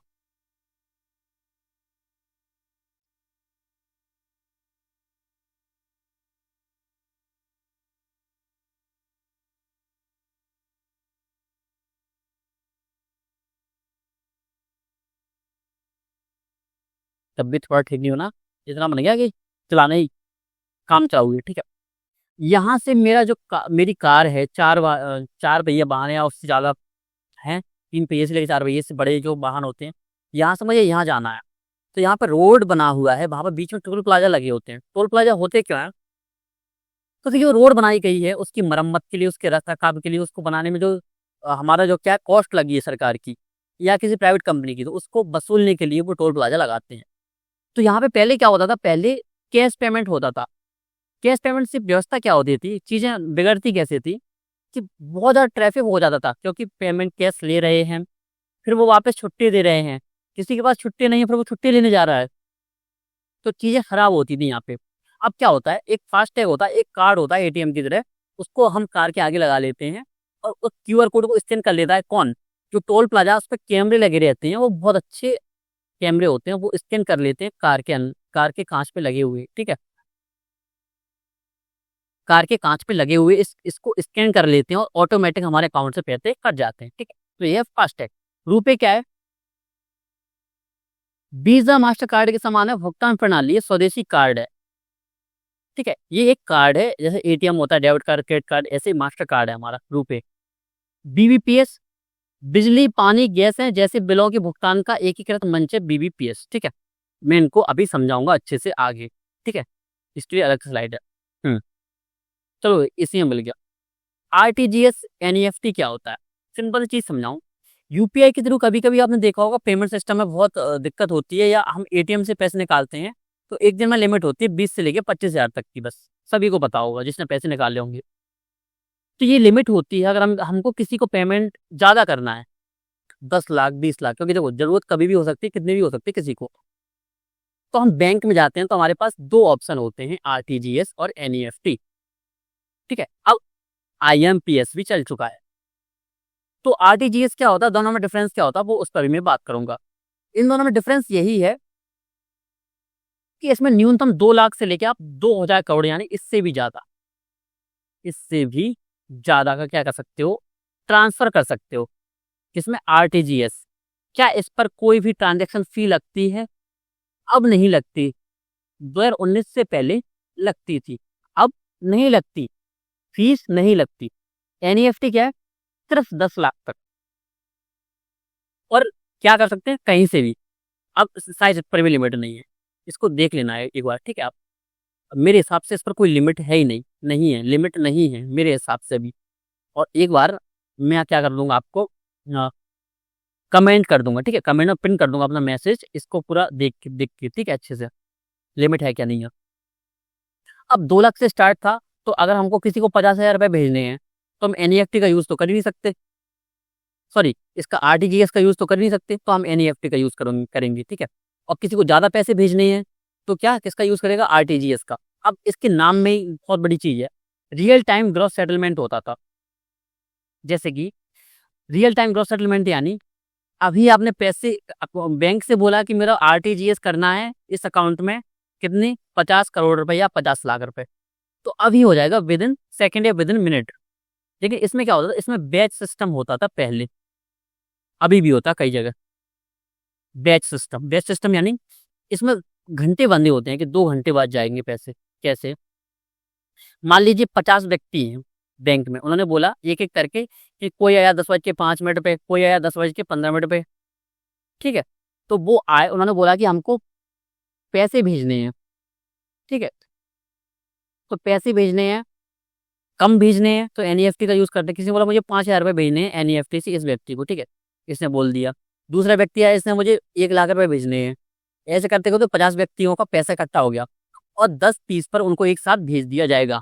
यानी अब यहाँ पे इंस्टेंट काम नहीं होता था पहले, लेकिन अब इंस्टेंट काम होने लगा है, ठीक है। कुछ बैंकों में अभी भी बैच सिस्टम चलता है, कुछ में बैच सिस्टम नहीं चलता है। 30 मिनट के अंतराल पर बैंकों को बीच राशि राशि का निपटान करता था, यानी पहले लोगों के पैसे इकट्ठा कर लिए, फिर उनको एक साथ ट्रांसफर कर दिया। इसमें टाइम लगता था क्योंकि 30 मिनट लगता था। इसमें क्या होता था, रियल टाइम, मैंने बोला बैंक में जाके इसको पैसे को भेजो, वो हाल की हाल इसको भेज देगा, ठीक है। बस ये है डिफरेंस आरटीजीएस और आपका एनईएफटी में। आईएमपीएस क्या है, ये भी तत्काल भुगतान सेवा है और 1 से लेके 5 लाख तक की है, इसमें भी तत्काल निपटान होता है। ये किस लिए लाए थे, ये लाए थे इंस्टेंट के लिए, इंस्टेंटली काम करने के लिए, ठीक है। क्योंकि देखो आरटीजीएस रियल टाइम में होता था पहले, लेकिन 2 लाख से स्टार्ट था। यहाँ से हम 1 रुपए से स्टार्ट कर सकते हैं, 1 रुपए से लेके 5 लाख तक, ठीक है। जहाँ पे हम 1 रुपए से स्टार्ट लेके 5 लाख तक, इसलिए आईएमपीएस लाया जाता, क्योंकि एनईएफटी पहले बैच सिस्टम में काम करता। बैच सिस्टम में आपको समझा चुका हूँ, यहाँ पे ये इंस्टेंटली काम करता था। कौन, आईएमपीएस। आईएमपीएस कौन लाया था, एनपीसीआई। एनपीसीआई में आपको बता चुका हूँ। अब पढ़ते हैं भाई हम एटीएम। एटीएम आप सभी ने देखे होंगे, लेकिन यहाँ पे समझने योग्य चीजें हैं बहुत सारी, और बहुत सारी आपको चीजें हैं वो नई देखने को मिलेंगी, नई चीजें सीखने को मिलेंगी। और यूपीएससी प्रीलिम्स में अगर क्वेश्चन आएगा तो आप उसको इंस्टेंटली सही करके आ जाओगे। नेशनल फाइनेंशियल स्विच क्या है, ये भी एनपीसीआई का ही तंत्र है, एक तंत्र है ये, तंत्र ये बना हुआ है नेशनल फाइनेंशियल स्विच और स्विच, ठीक है। भारत में ताजा एटीएम का सबसे बड़ा नेटवर्क का नाम ही क्या है, नेशनल फाइनेंशियल स्विच। ये जो क्या है नेटवर्क है, वो किसका है, सभी बैंकों के बीच में और सभी बैंकों के एटीएम्स के बीच में। किस तरीके से काम करता है उसको देखते हैं। बैंक एटीएम क्या होते हैं, बैंकों के स्वामित्व प्रबंधन में होते हैं, ठीक है। एक होता है ब्राउन, एक होता है व्हाइट। आपने देखा होगा किसी बैंक पर लिखा रहता है, जैसे कि एसबीआई का क्या है, एटीएम है, एटीएम मशीन लगी होती है, एक जगह जगह लगे रहते हैं, ठीक है। अब तो बहुत सारे एटीएम मशीन में आपने यूज किए होंगे, बहुत बार यूज किए कर लिया होगा, ठीक है। अगर आपने नहीं किया होगा तो आपने घर किसी को करते हुए देखा होगा, ठीक है, तो एटीएम का यूज करते हुए देखा होगा। तो बहुतों के ऊपर लिखा रहता है एसबीआई का एटीएम। ये कौन है, बैंक के एटीएम है। क्या होता है, इसका पूरी निगरानी, इसकी व्यवस्थाएं, सब कुछ, यानी इस मशीन को लगाना, इस मशीन में पैसे भरना, पैसे निकालना, हर चीज, इसमें कैमरे इंस्टॉलेशन करवाना, इसमें गार्ड के लिए पैसे देना, इसमें कैमरे लगवाना, और सभी चीजें, इसको किराए देना, जिसके मकान में ये बनाया है आपने एटीएम उसको किराया देना, ये सभी काम कौन संभालता है, बैंक करता है। लेकिन क्या सभी जगह ये चीजें होती हैं, नहीं होती है। 2 टाइप्स के एटीएम और होते हैं। यहाँ पे स्वामित्व तो बैंक का होता है, लेकिन परिचालन का कार्य तीसरा पक्ष करता है। और व्हाइट लेवल क्या होता है, एक हो गया ये, एक हो गया ये व्हाइट लेवल। इसमें बैंक मालिक होगा, यानी काम क्या होगा, 2 लोग काम मिलकर काम करेंगे। एक होगा बैंक खुद, बैंक काम खुद करेगा, एक होगा प्राइवेट कंपनी। प्राइवेट कोई भी पर्ता हो सकता है, कोई कंपनी हो सकती है। वो क्या करेगा, बैंक आएगी, पैसा जमा करते जाएगी इसमें एटीएम मशीन में, बस उसका काम इतना ही होगा। मालिक बैंक होगी पूरा, प्राइवेट कंपनी क्या करेगी, किराया देखना, कैमरे देखना, उसकी साफ सफाई और भी चीजें, हर चीज वो देखेगी। पूरा जो इंफ्रा है उसका, उसको संभाले काम करेगी, कौन करेगी, प्राइवेट कंपनी करेगी। फिर आप बोलोगे सर प्राइवेट कंपनी को क्या फायदा इससे? हर ट्रांजेक्शन पर या हर मंथली उसको एक स्पेसिफिक कमीशन मिलता जाएगा, जैसे 10 से 20 हज़ार रुपए ऐसा करके, या हो सकता है वो हर एक ट्रांजेक्शन पर कुछ परसेंट पर दे। ठीक है, तो ये चीजें आपको देखने को मिलेंगी। ये हो गया ब्राउन लेवल वाला। व्हाइट लेवल क्या होता है, इसमें क्या होता है, गैर बैंकिंग फर्मों के स्वामित्व संचालन में होते हैं। यहाँ पे पूरा काम प्राइवेट ही करेगा। ये इसका ये बैंक से मतलब रखे, मतलब बैंक से ये अपना संबंध रखेगा। किसका संबंध रखेगा, पैसे का। ये प्राइवेट कंपनी है, ये बैंक से पैसा लेगी, प्राइवेट कंपनी बैंक से पैसा लेगी और खुद की एटीएम ओपन करवा लेगी। ठीक है, बैंक यहाँ पे मालिक नहीं है, प्राइवेट कंपनी मालिक है। पैसे का लेन देन सब कुछ संभालेगा, इंफ्रा सब कुछ देखेगा। यानी जो काम पहले बैंक करता था बैंक के एटीएम में, वो पूरा काम अब प्राइवेट कंपनी कर रही है। प्राइवेट कंपनी का सिर्फ बैंक से एक ही संबंध है, इससे पैसे लेना। इसके बदले ये क्या देगा, इसको ये भी पैसे देगा। क्यों देगा, जिसने पैसे निकाले हैं, जिस अकाउंट से निकाले होंगे, जिस बैंक अकाउंट से, वो बैंक अकाउंट वाला इसको पैसे देगा और वो पैसा यहाँ पे आएगा। इसमें फायदा प्राइवेट कंपनी को क्या मिल रहा है, प्राइवेट कंपनी को भी इसमें एक स्पेसिफिक कमीशन मिलता है। तो एटीएम भी 3 टाइप्स के होते हैं, एक बैंक एटीएम, एक ग्राउंड लेवल एटीएम, जिसमें बैंक मालिक होता है लेकिन रख रखाव का कार्य कौन करता है, प्राइवेट कंपनी करती है। व्हाइट लेवल यानी पूरी प्राइवेट, पूरा प्राइवेट। ठीक है, तो ये हो गया चीज है। इन पर बैंक का लोगो नहीं होता, यहाँ पे कहीं भी एसबीआई वगैरह लिखा नहीं होगा, यहाँ पे बिल्कुल क्लियर लिखा रहता है। अब एनआरआई बैंकिंग और अंतर्राष्ट्रीय लेन देन। अब एनआरआई जो लोग होते हैं, अब मैं आपको ये समझाने नहीं चाहूंगा कि एनआरआई क्या होता है। ये आपको सभी को पता होगा जो पॉलिटी जिन्होंने पढ़ा होगा। ठीक है, क्योंकि मैं पॉलिटी नहीं पढ़ा रहा हूँ, मैं इकोनॉमी पढ़ा रहा हूँ और मुझको समेटना है सिलेबस को जल्दी जल्दी, तो मैं हर चीज को नहीं पढ़ाऊंगा जो मेरे सब्जेक्ट की नहीं है। तो एनआरआई पता नहीं हो तो कमेंट कर देना, मैं मैसेज के थ्रू बता दूंगा आपको। ठीक है, यूट्यूब में कमेंट को पिन कर दूंगा अगर ना पता हो तो। ठीक है, कमेंट क्वेश्चन पूछना एनआरआई क्या होता है। एनआरआई 3 तरीके से पैसे कमाते हैं। ठीक है, 3 तरीके से पैसे कमाते हैं। ये है एफडी वाला अकाउंट, फिक्स डिपॉजिट, ये होता है उनका सेविंग अकाउंट और करंट अकाउंट। मैं आपको पढ़ा चुका हूँ पहले ही करंट अकाउंट और फिक्स डिपॉजिट में का अंतर क्या होता है। ठीक है, और एनआरओ क्या होता है, अनिवार्य सामान्य खाता क्या होता है, भारतीय रुपए में। अब इनको हम आसान भाषा में समझेंगे, कोई दिक्कत वाली बात नहीं है। अब है क्या रियलिटी में सिस्टम पूरा। एनआरआई व्यक्ति है, मान लो कौन, कोई भी व्यक्ति था, व्यक्ति का नाम है रमेश। चलो बना दो रमेश को, ये रमेश है। रमेश के 3 टाइप्स के खाते हो सकते हैं। क्या, ये यूएसए में काम करता है। ठीक है, इसने अपना जो खाता खोला है इंडिया में किसी बैंक में, तो विदेशी मुद्रा अनिवासी नाम से, FCNR नाम से इसका विदेशी मुद्रा खुलेगा जो एफडी होगा, जिसमें ये फिक्स डिपॉजिट करेगा, केवल टर्म डिपॉजिट। टर्म यानी अवधि, यानी 10 साल के लिए इतना पैसा जमा कर दिया। ठीक है, तो इसको बोलेंगे FCNR। इसने पैसा जमा किया लेन देन करने के लिए, कि किसी दिन पैसे जमा कर देगा सेविंग अकाउंट में, कभी निकाल लेगा। ठीक है, तो क्या होगा, इसका जो खाता होगा वो होगा NRE, अनिवासी वाय। ठीक है, सेविंग अकाउंट होगा। तो फिक्स डिपॉजिट के लिए FCNR होगा, NRE किसके लिए होगा, अनिवासी होगा, और किसके लिए, थर्ड, जो रुपए, अगर ये बिजनेस यूएसए में कर रहा है साथ में ही भारत में कर रहा है तो ये एनआरआई। भारत में अगर ये पैसा कमा रहा है तो इसका जो पैसा है वो किस में जाएगा, एनआरओ में जाएगा, अनिवासी सामान्य खाते में।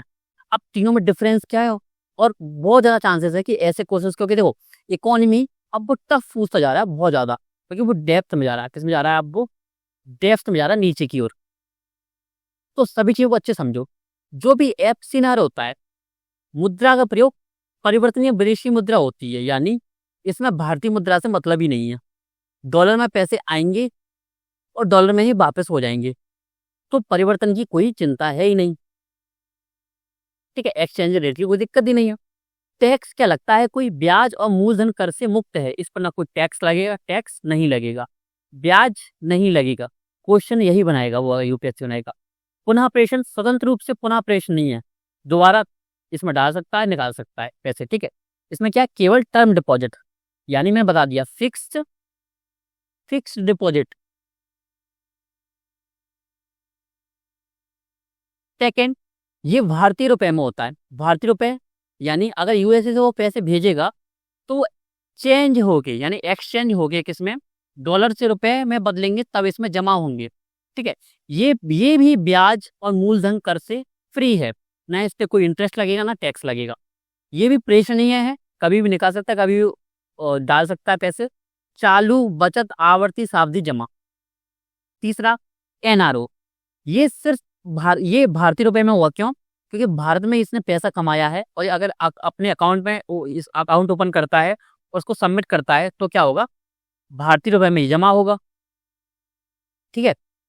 जैसा कि हाँ, इस पर टैक्स लगेगा, मूलधन कर योग्य है, ब्याज लगेगा, ठीक है। इस पर लगेगा, इस पर नहीं लगेगा, तो याद रखना इस चीज को। पुनः प्रेषण प्रतिबंधित है, इस पर प्रेषण क्या था, स्वतंत्र रूप से प्रेषण नहीं था, ये भी स्वतंत्र रूप से पुनः प्रेषण नहीं था, ये पुनः प्रेषण प्रतिबंधित है, ठीक है। मैं समझा चुका हूं आपको। चालू बचत आवर्तीय सावधि जमा, ये खाते के विशेषताएं हैं कि ये खाते हो सकते हैं, तो अच्छे से याद रखना। हो सकता है कि आज पढ़ लिया कल भूल जाओ, तो इसका रिवीजन करते रहना ऐसी चीजों का जो कि टफ होती हैं। टफ से ज्यादा मतलब होता है कि फैक्चुअल होती हैं, तो जो चीज़ ज़्यादा फैक्चुअल होती है उनको अच्छे से पढ़ लेना और इसी तरह से याद करोगे तो ज़्यादा अच्छी तरीके से याद होगा। जो लास्ट है एनआरओ, बस ये याद रख लेना, एनआरओ है, उस पर टैक्स लगेगा, उस पर ब्याज ही लगेगा। भारतीय रुपए में होता है, पुनः प्रेषण प्रतिबंधित होता है, इसमें नहीं होता, इसमें नहीं होता, इसमें टैक्स नहीं लगता, इसमें भी नहीं लगता, ये सेम है बिल्कुल। डिफरेंस सिर्फ इतना है, ये फिक्स डिपॉजिट है और ये सेविंग अकाउंट है, ठीक है। अब एक और इम्पोर्टेंट क्या है, अपना कॉन्सेप्ट है, आसान भाषा में समझेंगे और अच्छी तरीके से समझेंगे एग्जाम्पल के थ्रू। नो थ्रो और बो थ्रो खाते, चलो भाई होते क्या है ये, इनको ही देख लेते हैं। तो नो थ्रो खाता क्या होता है, यह खाता भारतीय बैंकों द्वारा, भारतीय bank, SBI, Punjab national bank, HDFC, चलो भाई ये हो गई हमारी भारतीय बैंक, बैंकों द्वारा विदेशों में जहां उनका परिचालन है अपने लेन देन के आसान निपटान के लिए रखा जाता है। अगर इनकी जो शाखा है कहाँ है, विदेश में है, तो वहां पर इनके खाते रखे जाते हैं लेन देन को आसान बनाने के लिए, ठीक है। पोस्टरो क्या है, विदेशी बैंकों द्वारा भारत में अपने संबंधित बैंकों से साथ रखे गए पोस्टरो खाते। यदि एसबीआई और पीएनबी एचडीएफसी है, विदेशों में दूसरे बैंकों में अपना अकाउंट रख रहे हैं, ठीक है। जैसे वॉशिंगटन है या न्यूयॉर्क की कोई बैंक है, वहां पे इनका अकाउंट है, किसका, एसबीआई का अकाउंट, खुद एसबीआई ऑफिशियल अकाउंट है। नोस्ट्रो, बोस्ट्रो क्या है, यही न्यूयॉर्क आके यहाँ पे पीएनबी में अपना अकाउंट खुलवाती है। सो क्या है, विदेशी बैंकों द्वारा भारत में अपने संबंधित बैंकों के साथ रखे गए खाते को बोस्ट्रो खाता कहा जाता है। यहाँ पे सबसे बड़ी जो गलती है वो कहाँ होती है, कंफ्यूजन में और एक्शन कर देते हैं स्टूडेंट्स कि कौन सी चीज किसमें बोली गई थी। तो याद रखना, नोस्ट्रो खाता क्या होता है, बोस्ट्रो क्या होता है, लिखा क्लियरली है, समझने में कोई दिक्कत नहीं है। बस ये क्या होता है, रिवीजन कम करोगे तो डाउट ज़्यादा आएगा, डाउट ज़्यादा आएगा तो क्वेश्चन गलत होने की संभावना ज़्यादा हो जाती है, इसलिए रिवीजन चलता रहना चाहिए और मिनिमम रिवीजन करना इकोनॉमी का 7 बार। टाइम टेबल में बना के दे दूंगा आपका रिवीजन इकोनॉमी के लिए, ठीक है, बोल देना। अब एमडीआर क्या होता है, मर्चेंट डिस्काउंट रेट, यूपीएससी 2018 का पीवाईक्यू है। मैंने बोला था जो पढ़ा रहा हूँ वो इंपोर्टेंट ही पढ़ा रहा हूँ। मर्चेंट डिस्काउंट रेट क्या है, जिसे व्यवसाय प्रत्येक डेबिट या क्रेडिट कार्ड लेन देन के लिए भुगतान करते हैं, या लेन देन छूट दर भी कहा जाता है क्या, सिंपल सा अगर मैं आपको समझाऊं इसमें, एमडीआर जब भी हम पेमेंट करते थे उस पर एक स्पेसिफिक परसेंटेज फी लगती थी, उसको क्या बोलते हैं, मर्चेंट डिस्काउंट रेट, ठीक है। अगर इसको और अच्छी लैंग्वेज में आप कर मैं आपको समझाऊं तो उसको अगर हम समझें तो वो इस तरीके से समझेंगे हम। जैसे मान लीजिए मैं एक पर्सन हूँ, मैं एक दुकान पे गया किराना स्टोर पे, ठीक है, ये किराना स्टोर है, यहाँ पे पैकेट टंगे हुए हैं चिप्स वगैरह के, ये कोल्ड ड्रिंक्स रखी हुई, फ्रिज रखा हुआ है। ठीक है, मैं गया, यहाँ पे पीओएस मशीन दी है। पीओएस मशीन क्या होती है, आपने देखा हो कार्ड स्वाइप होता है, उस पर कार्ड स्वाइप करना पड़ता है हमको, जो डेबिट कार्ड या क्रेडिट कार्ड हम दोनों यूज़ कर सकते हैं।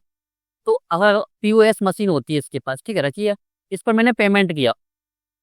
अगर मैंने इससे पेमेंट किया तो होगा क्या, जैसे 1000 रुपये का मैंने सामान ले लिया, 1000 रुपये मैंने इसको दे दिए, लेकिन पीओएस मशीन पे जैसे मैं इसको करूंगा तो हो सकता है जैसे कि 10% इसका एमडीआर कट जाए, सॉरी 1% इसका एमडीआर कट जाए।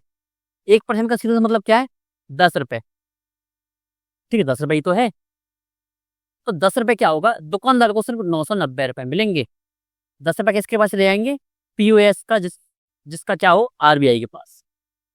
ठीक है, तो इसी को बोलते हैं मर्चेंट डिस्काउंट रेट, या जिसे व्यवसाय प्रत्येक डेबिट व्यवसाय क्रेडिट कार्ड लेन देन के लिए भुगतान करते हैं, यानी हमको एक स्पेसिफिक फी देनी पड़ती है, ठीक है। एमडीआर को विनिमय में शामिल विभिन्न संस्थाओं के बीच बांटा जाता है, जिसमें जारी करने वाला बैंक, इसको कौन किस किस को मिलता है, ये मिलता है एक्सचेंज करने वाला बैंक को मिलता है, जो बैंक के पास पैसा जा रहा है। पीओएस मशीन मान लीजिए पंजाब नेशनल बैंक की है, मेरा जो कार्ड है वो किसका है, एसबीआई का है, तो इसको मिलेगा पैसा, इसको भी मिलेगा। कार्ड नेटवर्क, जिसने कार्ड बनाया है स्पेसिफिक, उसको भुगतान प्रक्रम में शामिल सभी जो आदमी हैं उनको वो 10 रुपये में से हिस्सा मिल जाएगा। एमडीआर व्यापारियों को मार्जिन को नुकसान पहुंचाता है, बिल्कुल पहुंचाता है। मान लीजिए ये तो 1000 रुपये की बात हुई, 1000 रुपये में 10 रुपये कट गए, किसने मान लो 50 करोड़ का किया कार्ड स्वाइप, ठीक है, तो ज्यादा रुपये कट जाएंगे ना इसमें से। तो कार्ड स्वाइप मशीन अपनाने से हतोत्साहित होते हैं, जो डिजिटल अर्थव्यवस्था में बाधा उत्पन्न करता है। एमडीआर से क्वेश्चन पीवाई क्यों पूछा जा चुका है, तो क्या एक सिंगल स्टेटमेंट नहीं बन सकता कि MDR merchant discount rate digital अर्थव्यवस्था में बाधा उत्पन्न करता है। अगर आप इसको लॉजिक लगाओगे तो हो सकता है आपका लॉजिक उल्टा काम कर जाए, बोलोगे कि अच्छी चीज है एमडीआर, तो वो इसमें बाधा उत्पन्न क्यों करेगा, लेकिन रियलिटी में बाधा उत्पन्न करता है, बिल्कुल करता है, क्योंकि हम पढ़ चुके हैं। क्यों, क्योंकि अगर हम इसको स्वाइप करेंगे तो पैसे कट जाएंगे 10 रुपये, और सिर्फ 10 रुपये नहीं कटते, मैंने एग्जाम्पल लिया 10 रुपये का, हो सकता है 20 रुपये कट जाए, जितनी भी एमडीआर हो, कितना परसेंट तो एमडीआर, जैसे 1% मान के चला था मैंने, इसकी 10 रुपये बोल रहा हूँ मैं, 1000 रुपये भी। अब ये मैं आपको बता चुका हूँ पहले, ठीक है, दोबारा बता देता हूँ एक बार, मैंने आपको पढ़ाया हुआ है ये, जब बैंकिंग सिस्टम हम पढ़ रहे थे तब। मांग जमा, जब मांगूंगा पैसे बैंक मुझे दे देगी वापस। Demand deposit. ओवरड्राफ्ट, जब व्यक्ति किसी के पास अपर्याप्त बैंक शेष होता तो भी वह अपने खाते से पैसे निकाल सकता है, इस सुविधा को ओवरड्राफ्ट कहा जाता है।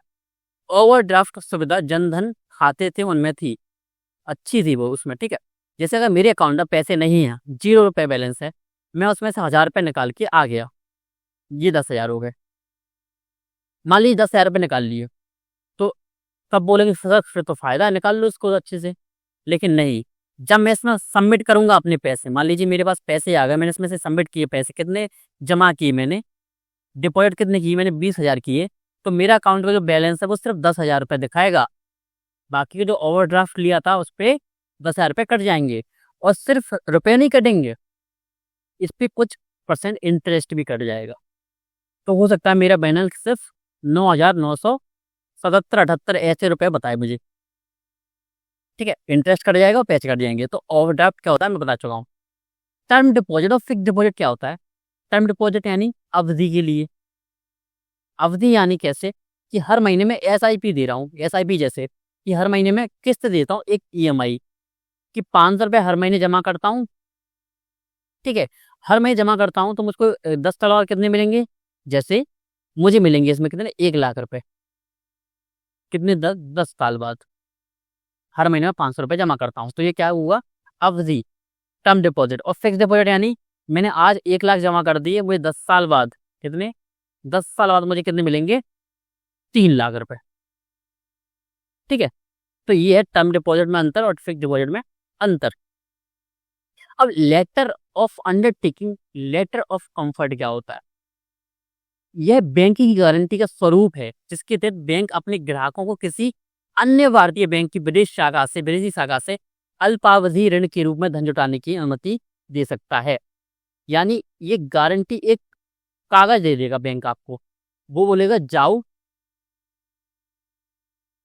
जाओ और यो जो विदेशी शाखा है वहां से पैसे ले लेना, किसी भी अन्य बैंक है जो भारतीय बैंक है उसकी ये वाली शाखा से जाके पैसे ले लेना, वो आपको पैसे दे देगी।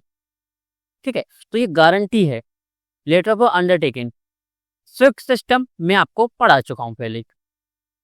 ठीक है, बार बार नहीं जाएंगे। अब बहुत इंपॉर्टेंट कॉन्सेप्ट्स हैं, अच्छे पढ़ना इनको। मुद्रा की मांग, बॉन्ड ब्याज दर और मुद्रा की सट्टा मांग क्या होती है चीजें, इनको अच्छे समझते हैं। मुद्रा की मांग क्या होती है? मुद्रा यानी करेंसी। जैसे कि पहले लोग काम करते थे, 50 लोग, हमारे देश की जनसंख्या थी, मान लो ये एक गांव है जिसमें 50 लोग रहते हैं, 50 लोग काम करते हैं 8 घंटे। ठीक है, इनको सैलरी मिलती है 10 रुपए, तो 500 रुपए चाहिए। और टोटल करेंसी कितनी चाहिए हमको? सिर्फ 500 रुपए। कमाई इतनी रहे पर डे के हिसाब से, महीने के हिसाब से इसको जोड़ लो। ठीक है, महीने के हिसाब से 15,000 कर लो इसको। अब एक महीने में हमको 15,000 रुपये करेंसी चाहिए बस, क्योंकि मालिक इसको देगा, क्योंकि सरकार देगी। लेकिन 50 साल बाद अगर हम देखते हैं तो इनके बच्चे के बच्चे हो गए, सैलरी भी बढ़ गई सबकी, तो जनसंख्या बढ़ गई, सैलरीज बढ़ गई, व्यवसाय बढ़ गए, 8 घंटे की या 10 घंटे काम करने लगे, तो करेंसी की ज्यादा आवश्यकता होगी क्या? बिल्कुल होगी, करेंसी ज्यादा चाहिए होगी। इसलिए इसकी क्या मांग बढ़ती है। ठीक है, तो किसी अर्थव्यवस्था में मुद्रा की कुल मांग निम्नलिखित से निर्मित होती है, दो टाइप से। दो टाइप से कैसे? विनिमय की मांग, कंपनी और व्यक्तियों की चालू लेन देन हेतु आवश्यक धनराशि, यानी कंपनी अगर ग्रो कर रही है, कंपनियां ग्रो कर रही हैं, ग्रोथ कर रही हैं, ग्रो, इनको ज्यादा पैसा चाहिए, और ज्यादा पैसा चाहिए तो यानी ज्यादा करेंसी चाहिए, ज्यादा मुद्रा चाहिए, तो विनिमय की मांग। ऐसे ही व्यक्ति सट्टा मांग क्या होता है? परिसंपत्तियों में निवेश करने के उद्देश्य से धन की इच्छा। जैसे कि मेरे पास पैसा है, मैं इसको दो भागों में रख सकता हूं, एक तो है नगद या नकद, नकद कैश, अपने घर में रखता हूं। क्यों? मुझे लग रहा है इस टाइम पर कहीं पर भी इन्वेस्टमेंट करना ठीक नहीं रहेगा, तो ये भी क्या करेंसी की क्या डिमांड को बढ़ाएगा? बिल्कुल बढ़ाएगा। अगर सभी लोग सोच लेंगे कि अभी अर्थव्यवस्था थोड़ी सी स्थिर नहीं है, अस्थिर है, क्या है? अस्थिर है, तो मैं अभी कहीं भी इन्वेस्ट नहीं करूंगा, मुझे घाटा हो सकता है, तो क्या ये डिमांड को बढ़ा सकता है? बिल्कुल बढ़ाएगा। आपने भी बोल दिया, अब तो बिल्कुल बढ़ाएगा। तो बढ़ा दिया पैसा, तो ये दो टाइप से बढ़ सकता है, तो इसको बोलते हैं सट्टा मांग, ये होता है विनिमय की मांग। अब इसको समझते हैं हम, इस लाइन को, एक एक लाइन को अच्छे समझेंगे, और इन्हीं लाइन से क्वेश्चन बन जाते हैं और बने भी हैं। बॉन्ड वाले इस कल क्वेश्चन पूछा था, वो यहीं से पूछा था। विनिमय की मांग, एक्सचेंज की मांग जीडीपी और मूल्य स्तर के समानुपातिक है, जबकि सट्टा मांग ब्याज की बाजार दर के विपरीत रूप से संबंधित है। दोनों पॉइंट समझते हैं, इसमें दो पॉइंट है, यानी जीडीपी का साइज जितना बढ़ेगा हमको करेंसी की आवश्यकता उतनी ज्यादा होगी, मूल्य स्तर। ठीक है, ठीक है, फर्स्ट पॉइंट समझ गए हम। सेकंड पॉइंट, सट्टा मांग ब्याज की बाजार दर से विपरीत रूप से संबंधित है।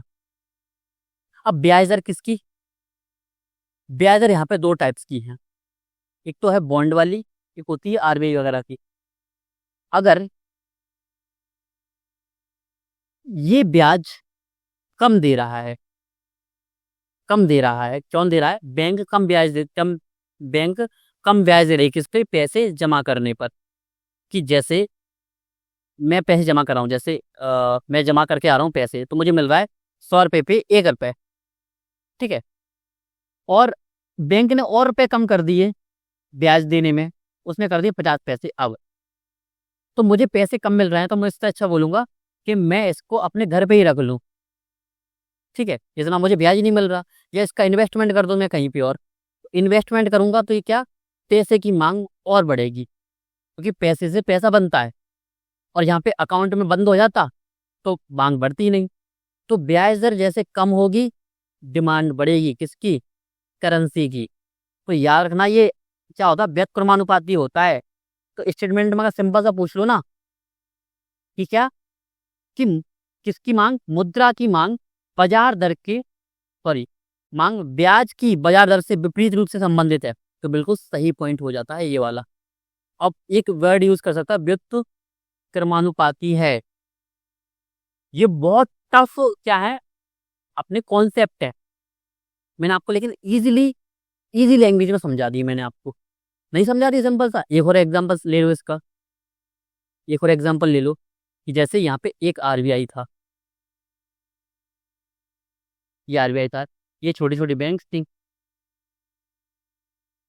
ये बोल रहा था कि क्या टीआरआर टीआरआर में क्या वापस करने में रुपए क्या कर रहा था, कम दे रहा है। अब ये रेपो रेट भी इसने कम कर दी, रिवर्स रेपो रेट भी इसने कम कर दी, यानी ये पैसा देना चाहता है इनको। तो पैसा देना चाहता है तो पैसा गया यहाँ पे और यहाँ से यहाँ, तो क्या मुद्रा यहाँ पे बढ़ जाएगी, यानी मुद्रा की मांग भी बढ़ जाएगी। ठीक है, इस तरीके से। अब ये चीज समझ लिया हमने। अब यहाँ पे आते हैं हम बॉन्ड। बॉन्ड क्या होता है, सिंपल सी चीज समझो, मैं आपको समझा भी चुका हूँ पहले। तो पहले से ये है अपनी आरबीआई, सरकार है ये कौन है, सरकार। सरकार ने बोला आरबीआई से कि मुझे पैसे की जरूरत है, बॉन्ड जारी कर दो। इसने 2 लेटर जारी कर दिए बैंक। इसने बोला कि 1000 रुपए का बॉन्ड है 1 साल के लिए। इस पर ब्याज कितना मिलेगा, 10%। 10% मिलेगा, ठीक है, 10% मिलेगा। क्या ये हस्तांतरित योग्य है, हस्तांतरित यानी इसको बेच सकते हैं आपस में? तो उसने बोले बेच सकते हैं, बिल्कुल बेच सकते हैं। तो बॉन्ड कई टाइप्स के होते हैं, कुछ बेच सकते हैं, कुछ बेच नहीं सकते। तो एक पर्सन था रमेश, इसने ले लिया, इसने इसको सुरेश को बेच दिया। कैसे बेच दिया, 10% का इस पर अगर ब्याज मिलता है तो इस पर कितने रुपए मिलेंगे इसको, 1100। रमेश ने ले लिया क्योंकि उस समय उसके पास पैसे थे। 1 साल बाद इसकी क्या अवधि पूरी होनी थी जमा होने की, लेकिन इसको लगा, रमेश को 6 महीने बाद इसको पैसे की जरूरत पड़ी। इसके बाद पैसे नहीं थे, इसके बाद बॉन्ड था। वो गया सुरेश के पास, उसे बोला कि भाई एक काम कर, 1050 रुपए में तू इसको ले ले मुझसे। तो बोला कि क्यों लूं? तो वो बोलेगा रमेश इससे, क्योंकि सिर्फ 6 महीने तुझको इसको रखना अपने पास, उसके बाद तो ये 1000 रुपए का हो जाएगा, और जैसे 1000 का हो जाएगा तो तुझे 50 रुपए का फायदा हो जाएगा। तो सुरेश ने बोला यार ये तो फायदे की बात है, लाओ दो। इसने 50 रुपए इसको दे दिए। तो इस तरीके से काम करता है बॉन्ड। अब और चीज हम समझते हैं। अब पॉइंट को समझो यहाँ पे, अगर अर्थव्यवस्था में मुद्रा की आपूर्ति बढ़ जाती है, आपूर्ति बहुत ज्यादा बढ़ गई, लोग इस अतिरिक्त मुद्रा से बॉन्ड खरीदते हैं कि देखो पैसा है हमारे पास। मैंने पहले बोला था ना, पैसा होता है तो लोग ज्यादा चीजें खरीदते हैं, और ज्यादा चीजें खरीदते हैं तो क्या मुद्रास्फीति बढ़ती है। मैं पढ़ा चुका हूँ पहले ये चीजें, लेकिन ध्यान से समझना इन कॉन्सेप्ट्स को। कॉन्सेप्ट से क्वेश्चन अच्छे बन रहे हैं, इससे टफ बन रहे हैं, टफ अभी बोलूंगा कठिन स्तर के प्रश्न बन रहे हैं। लेकिन जिसकी अंडरस्टैंडिंग अच्छी हुई, कॉन्सेप्ट पे क्लैरिटी अच्छी हुई, इस पर कॉन्सेप्ट पर पकड़ अच्छी हो गई, वो इन क्वेश्चंस को अच्छे से टैकल करके आएगा। ठीक है, जब मुद्रा की आपूर्ति बढ़ जाती है, लोग इस अतिरिक्त मुद्रा से बॉन्ड खरीदते हैं, बॉन्ड की मांग बढ़ जाएगी, बॉन्ड की कीमतें बढ़ जाएंगी और ब्याज दर घट जाएगी। ठीक है, क्योंकि इससे बॉन्ड खरीदेंगे तो क्या बॉन्ड की कीमत बढ़ेंगी, बिल्कुल बढ़ेंगी। जैसे कि वही रमेश को ले लो, रमेश सुरेश को ले लो। अब ये 1100 हजार रुपए का इसने लिया था, वही वाला, उसी को लेके चलते हैं। 10% इस पर ब्याज था। सुरेश बोलेगा कि लाओ भाई, मुझको अगर बेच रहे हो तो मुझको दे दो, मैं इसके 1050 दे दूंगा। अब सुरेश की जगह इसमें यहाँ पे आ गया कालू, कालू नाम था इसका। कालू ने बोला कि भाई 1070 में मुझको दे दो, तो ये पैसा सबके पास है, सब खरीदना चाहते हैं। ये बोल रहा कि 50 रुपए नहीं, 30 रुपए तो कमा लूं मैं, कुछ नहीं तो। तीसरा व्यक्ति आ गया कोई, जैसे मान के चलो अखिलेश, अखिलेश आ गया। उसने बोला कि एक काम करो, मुझे 1080 में बेच दो। ठीक है, तो उसकी डिमांड बढ़ रही है, क्या मांग बढ़ रही है, मांग बढ़ जाएगी, बॉन्ड की कीमतें बढ़ जाएंगी। बॉन्ड की कीमतें क्या बढ़ रही हैं, यहाँ पे बढ़ रही हैं, 1080 हो गई, कहाँ से 1050 से। और ब्याज दर घट जाएगी, ब्याज दर घटेगी। ब्याज दर तो है 10% ही, लेकिन क्या जिसने 1080 में इसको लिया है उसको कितने में रुपए मिल रहे हैं, सिर्फ 20 रुपए। तो क्या इसको 10% मिला, बिल्कुल नहीं मिला। का अगर मैथमेटिक्स से अगर आप इसको सॉल्व करोगे तो ये तो और कम मिल रहा है इसको, 2% के आसपास भी नहीं मिल पा रहा बेचारे को। तो 2% से भी कम है ना ये तो। 1000 रुपए का 2% होता है 20 रुपए।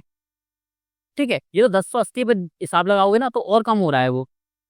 10% 0.8 होता है और 1.0.008 फिर और कम हो रहा है ये तो।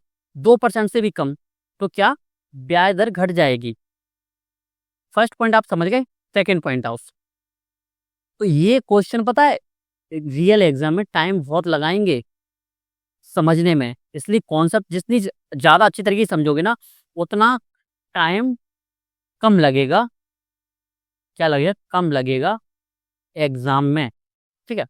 अब भविष्य में इसके जब ब्याज दर कम होती है, ब्याज दर कम किसकी? बॉन्ड की। इसने बोला कि 5% देगी और किसने बोला? आरबीआई ने, कि 1 साल के लिए ले लो 1000 रुपए का 5% ब्याज से, यानी 50 रुपए। ठीक है। ज्यादा लोग भविष्य में इसके बढ़ने की उम्मीद करते हैं, पूंजी हानि की आशंका करते हैं। जैसे कि अगर बहुत ज्यादा परसेंट कम है, जैसे 5% पे चल रहा है सबसे लोएस्ट लेवल पे, यानी आरबीआई ने जब से भी बॉन्ड जारी करना स्टार्ट किया है तब से 5% से इसने स्टार्ट किया था। ठीक है। और आज पास 5% पे ये ब्याज चल रहा है। ठीक है। तो 5% पे ये आ गया है तो सभी लोग सोचेंगे कि 5% ये फ्यूचर में बढ़ेगा।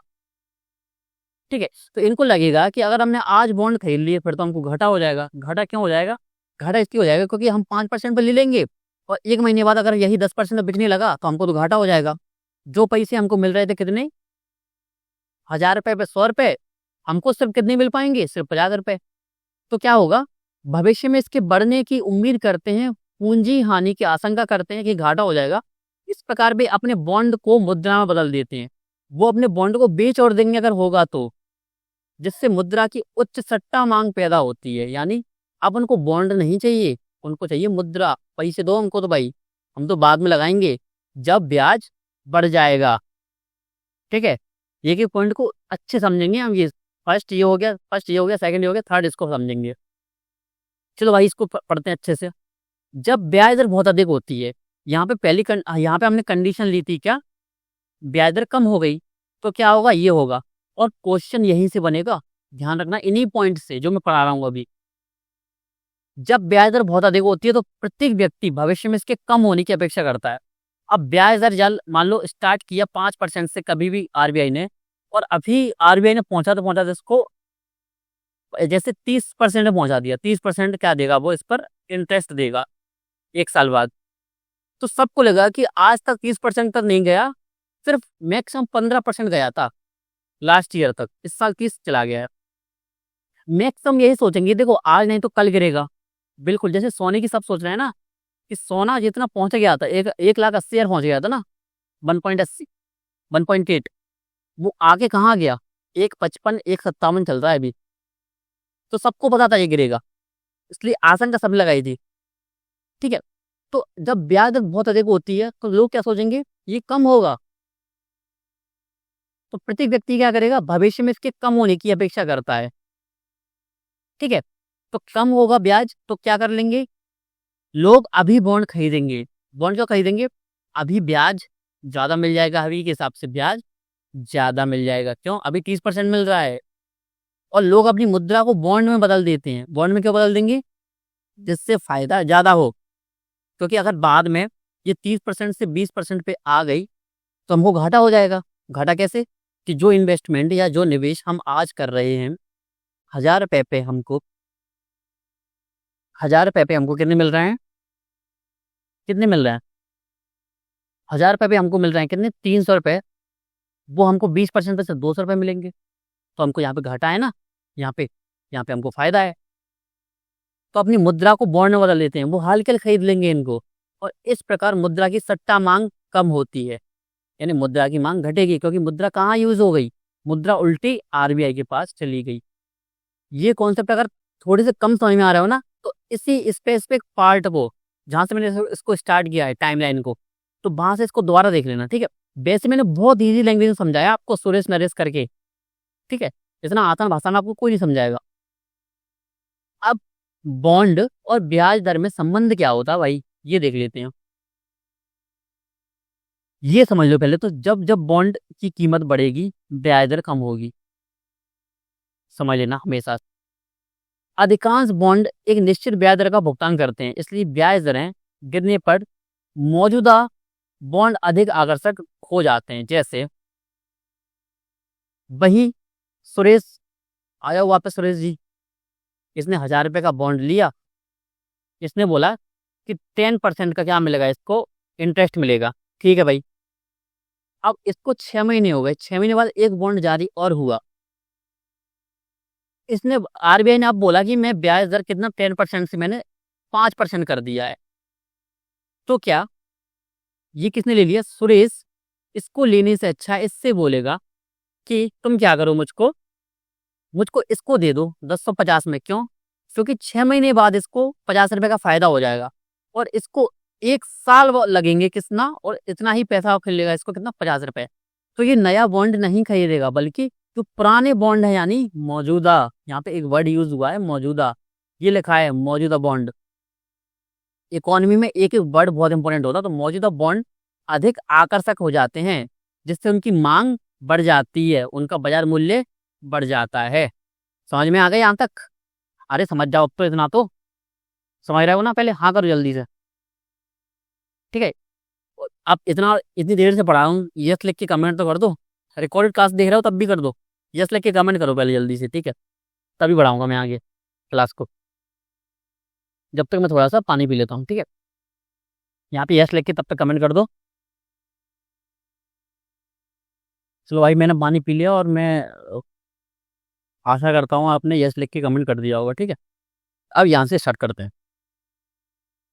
अब आकर्षक हो जाते हैं, सेकंड पॉइंट समझते हैं, ठीक है, अच्छे से।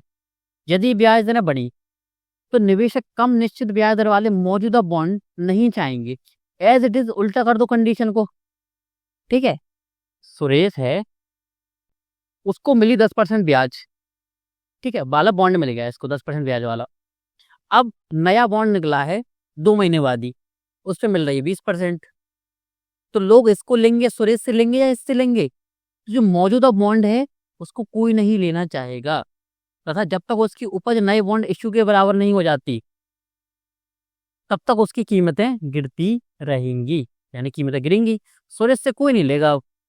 सुरेश बस यही कर सकता है कि लास्ट 1 साल बाद खुद जाके 10% में बेच दे, या उसको सस्ता बेचना पड़ेगा, ठीक है, ये चीज है इसमें। अब बॉन्ड यील्ड क्या होती है इसको समझते हैं, ठीक है। बॉन्ड यील्ड का सीधा सा मतलब होता है परसेंटेज, कितने परसेंटेज आपको ब्याज मिलता है, ठीक है। बॉन्ड यील्ड कितना होता है? बॉन्ड यील्ड या प्रतिफल वह रिटर्न है जो आपको ब्याज के रूप में मिलता है, ठीक है। ब्याज को क्या बोलते हैं? अपने यील्ड। बॉन्ड की वर्तमान यील्ड उसके बाद से ब्याज भुगतान को उसकी वर्तमान कीमत से विभाजित करके निर्धारित की जाती है। जब बॉन्ड की कीमत गिरती है तो उसकी यील्ड बढ़ जाती है, ठीक है। इसको समझते हैं हम अच्छे से। इसका मैंने एग्जांपल यहाँ पे दिया हुआ है, इसको पढ़ सकते हो आप अच्छे से, ठीक है, एग्जांपल के लिए। जैसे कि जब बॉन्ड की कीमत गिरेगी, बॉन्ड की कीमत कितनी हो गई थी पहले, 1000 से लेके 800 हो गई। 1000 पर 10% आपको इंटरेस्ट मिल रहा था, लेकिन मजबूरी में सुरेश ने इसको कितने में बेच दिया, 800 में बेच दिया, ठीक है। तो कीमत बॉन्ड की गिर गई, यहाँ पे गिरी, बिल्कुल गिरी है, सामने से गिर रही है, देखो ये गिर गई, नीचे आ गई। तो 800 आ गई, कितने, 1000 रुपए से 10% इस पर ब्याज था पहले से, क्योंकि आरबीआई इसको 10% ब्याज देगी। किस पर देगी? 1000 रुपए भी देगी ना, वो तो उसको 800 से मतलब ही नहीं है। सुरेश ने भले ही बेच दिया इसको, किसको, मुकेश को ये 800 का मिला है, बॉन्ड की कीमत गिरी, 10% का मतलब यहाँ पे 1000 से लगेगा तो 100 रुपए, और 100 रुपए 800 पे 100 रुपए मिल रहा है, तो ये 10% से तो ज्यादा ही है ना, प्लस है ना। तो यहाँ पे बॉन्ड यील्ड बढ़ गई, ठीक है, यील्ड यहाँ पे बढ़ी है ना, यहाँ पे बिल्कुल बढ़ी है। यानी यहाँ पे इसको 800 के अकॉर्डिंग अगर हम इसको हिसाब लगा के देखें पूरा, इसका क्या, इसको पूरा हिसाब लगा के देखें तो यील्ड तो यहाँ पे ज्यादा हो रही है। और अगर मैं इसका सीधे पूरा सा हिसाब लगाऊं ना परसेंटेज के हिसाब से, तो 12.5, अब भी 10% फीस हमको मिल रही थी ना इंटरेस्ट, वो 12.5% मिलेगा किसको, मुकेश को।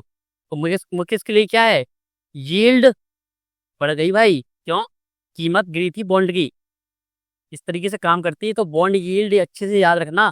ये कॉन्सेप्ट टफ लगते हैं आपको सुनने में, जब पढ़े नहीं होंगे तब बहुत टफ लगे होंगे, लेकिन ये टफ है नहीं उतने, कॉन्सेप्ट समझ में आना चाहिए बस, ठीक है। तो जब पोल्ड की कीमत गिरती है तो यील्ड बढ़ जाती है, क्योंकि वार्षिक ब्याज भुगतान वही रहता है, वही 100 रुपए रहेंगे। 10% का क्या, 1000 रुपए, 1000 रुपए पे क्या 10% कितना होगा, 100 रुपए, ठीक है। तो ब्याज भुगतान वही रहता है। इस प्रकार जब कीमत बढ़ती है, कीमत बढ़ गई 1100 हो गई, तो 1100 हो तो कितने मेरे रुपए मिलेंगे, 100 रुपए मिलेंगे। तो ये 10% से कम हो जाएगा, 8% के आसपास, ठीक है। क्योंकि आप ब्याज भुगतान को बड़ी संख्या से विभाजित कर रहे हैं। जितना मैंने आपको हिसाब लगा के बताया, बिल्कुल यही छोटे छोटे एग्जाम्पल सुरेश मुकेश से ही पूरी इकोनॉमी याद हो जाती है अच्छे से, ठीक है। इजी लैंग्वेज में जितना अच्छे समझोगे। और इंग्लिश मीडियम में टीचर हैं आपके पास, अच्छे अच्छे टीचर हिंदी मीडियम में भी हैं। मेंस के लिए, प्रीलिम्स के लिए यूट्यूब पे आपको बहुत टीचर कम देखने को मिलेंगे। इसलिए मैंने ये सब्जेक्ट चुना कि आपको इजी लैंग्वेज में आपको मैं समझा सकूं, ठीक है। अब चलते हैं, तरलता जाल क्या होता है भाई। यह तब होता है जब ब्याज दरें बहुत कम होती हैं, फिर भी उपभोक्ता अपने धन को अधिक यील्ड वाले बॉन्ड या अन्य निवेशों में खर्च करने या निवेश करने के बजाय नकदी जमा करना पसंद करते हैं। कब होता है, जब ब्याज दरें बहुत कम हो, फिर भी उपभोक्ता क्या कर रहा है, अपने धन को अधिक यील्ड वाले बॉन्ड या अन्य निवेशों में खर्च करने या निवेश करने के बजाय नकदी में जमा करना पसंद करता है। उसको लग रहा है कि मुझे अभी इन्वेस्ट करना ही नहीं है, ठीक है। सेकेंड, तरलता जाल में लोग बॉन्ड और नकदी के बीच उदासीन होते हैं कि ना उन्हें बॉन्ड लेना ना कैश लेना, उनको रखना है कैश। नकदी तथा बॉन्ड पर ब्याज लगभग शून्य है, इसलिए केंद्रीय बैंक अब ब्याज दर को प्रभावित नहीं कर सकता मौद्रिक आधार को बढ़ाने के माध्यम से, और इस पर नियंत्रण समाप्त हो चुका है। यह है तरलता जाल अपना, ठीक है। सिंपल सी चीज है जो मैं आपको बताया, तरलता कैसे बढ़ती है, कम होती है, ये चीजें। अब ये बहुत इंपॉर्टेंट है, ठीक है, इसको अच्छे से आपको पढ़ना पड़ेगा। इससे क्वेश्चन पहले पूछा जा चुका है, इसलिए और भी ज्यादा इंपोर्टेंट है। लेकिन इसमें दो चीजें लिख लेना कि M1 को हम बोलते हैं नैरो मनी, नैरो मनी, और M3 को मिलते हैं हम ब्रॉड मनी, ब्रॉड मनी बोलते हैं। अब होता क्या है, हमारे पास बहुत तरलता होती है। तरलता क्या मतलब, तरलता का मतलब ही क्या है यहाँ पे, लिक्विडिटी। मैं आपको पढ़ा चुका हूँ पहले मॉनेटरी पॉलिसी और बैंकिंग सिस्टम में। पैसे, करेंसी, और सिर्फ करेंसी नहीं, हमारा जो धन है वो किस में जमा है, सेविंग्स अकाउंट में, सेविंग अकाउंट में। आपका किस में, जस्ट दैट,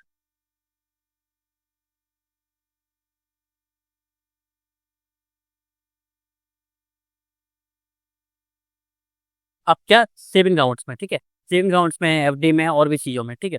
तो सब कुछ मिला के क्या बनती है, तरलता। लेकिन इसको भी हमने पार्ट वाइज बांटा हुआ है, किसके लिए, सुविधा के लिए, जिससे हमको अर्थव्यवस्था की व्यवस्था पता चले, जिसके अनुसार हम नीतियां बना लें। तो M0 क्या होता है, प्रचलन में जितनी मुद्रा है अभी, जितनी प्रचलन में अभी चल रही है मुद्रा। RBI में बैंकों की जमा राशि, RBI है बैंकों का बैंक, याद आ रहा है कुछ, PYQ, बिल्कुल वही, बैंकों का बैंक। तो बैंकों की जो जितनी राशि जमा है RBI के पास, ये प्रचलन में मुद्रा।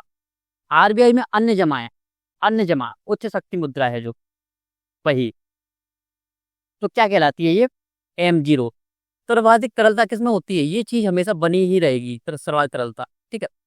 सभी अन्य मापदंडों का आधार है ये, क्या, M0। M1 क्या होती है, जनता के पास मुद्रा कितनी है, इसके पास, जनता के पास, प्लस मांग जमा है। यहाँ पे टर्म डिपॉजिट नहीं या फिक्स डिपॉजिट नहीं है, सिर्फ डिमांड डिपॉजिट। मैं आपको पढ़ा चुका हूँ, अभी पढ़ाया मैंने डिमांड डिपॉजिट, उस टॉपिक में तो पढ़ाया ही था, मॉनेटरी पॉलिसी में। तो मांग जमा, जनता के पास मुद्रा, और RBI में अन्य जमा है, ना कि क्या, बैंकों की जमा राशियां इसमें नहीं है, ना कि प्रचलन मुद्रा है इसमें, सिर्फ जनता के पास मुद्रा, मांग जमा, रट लेना है इसको।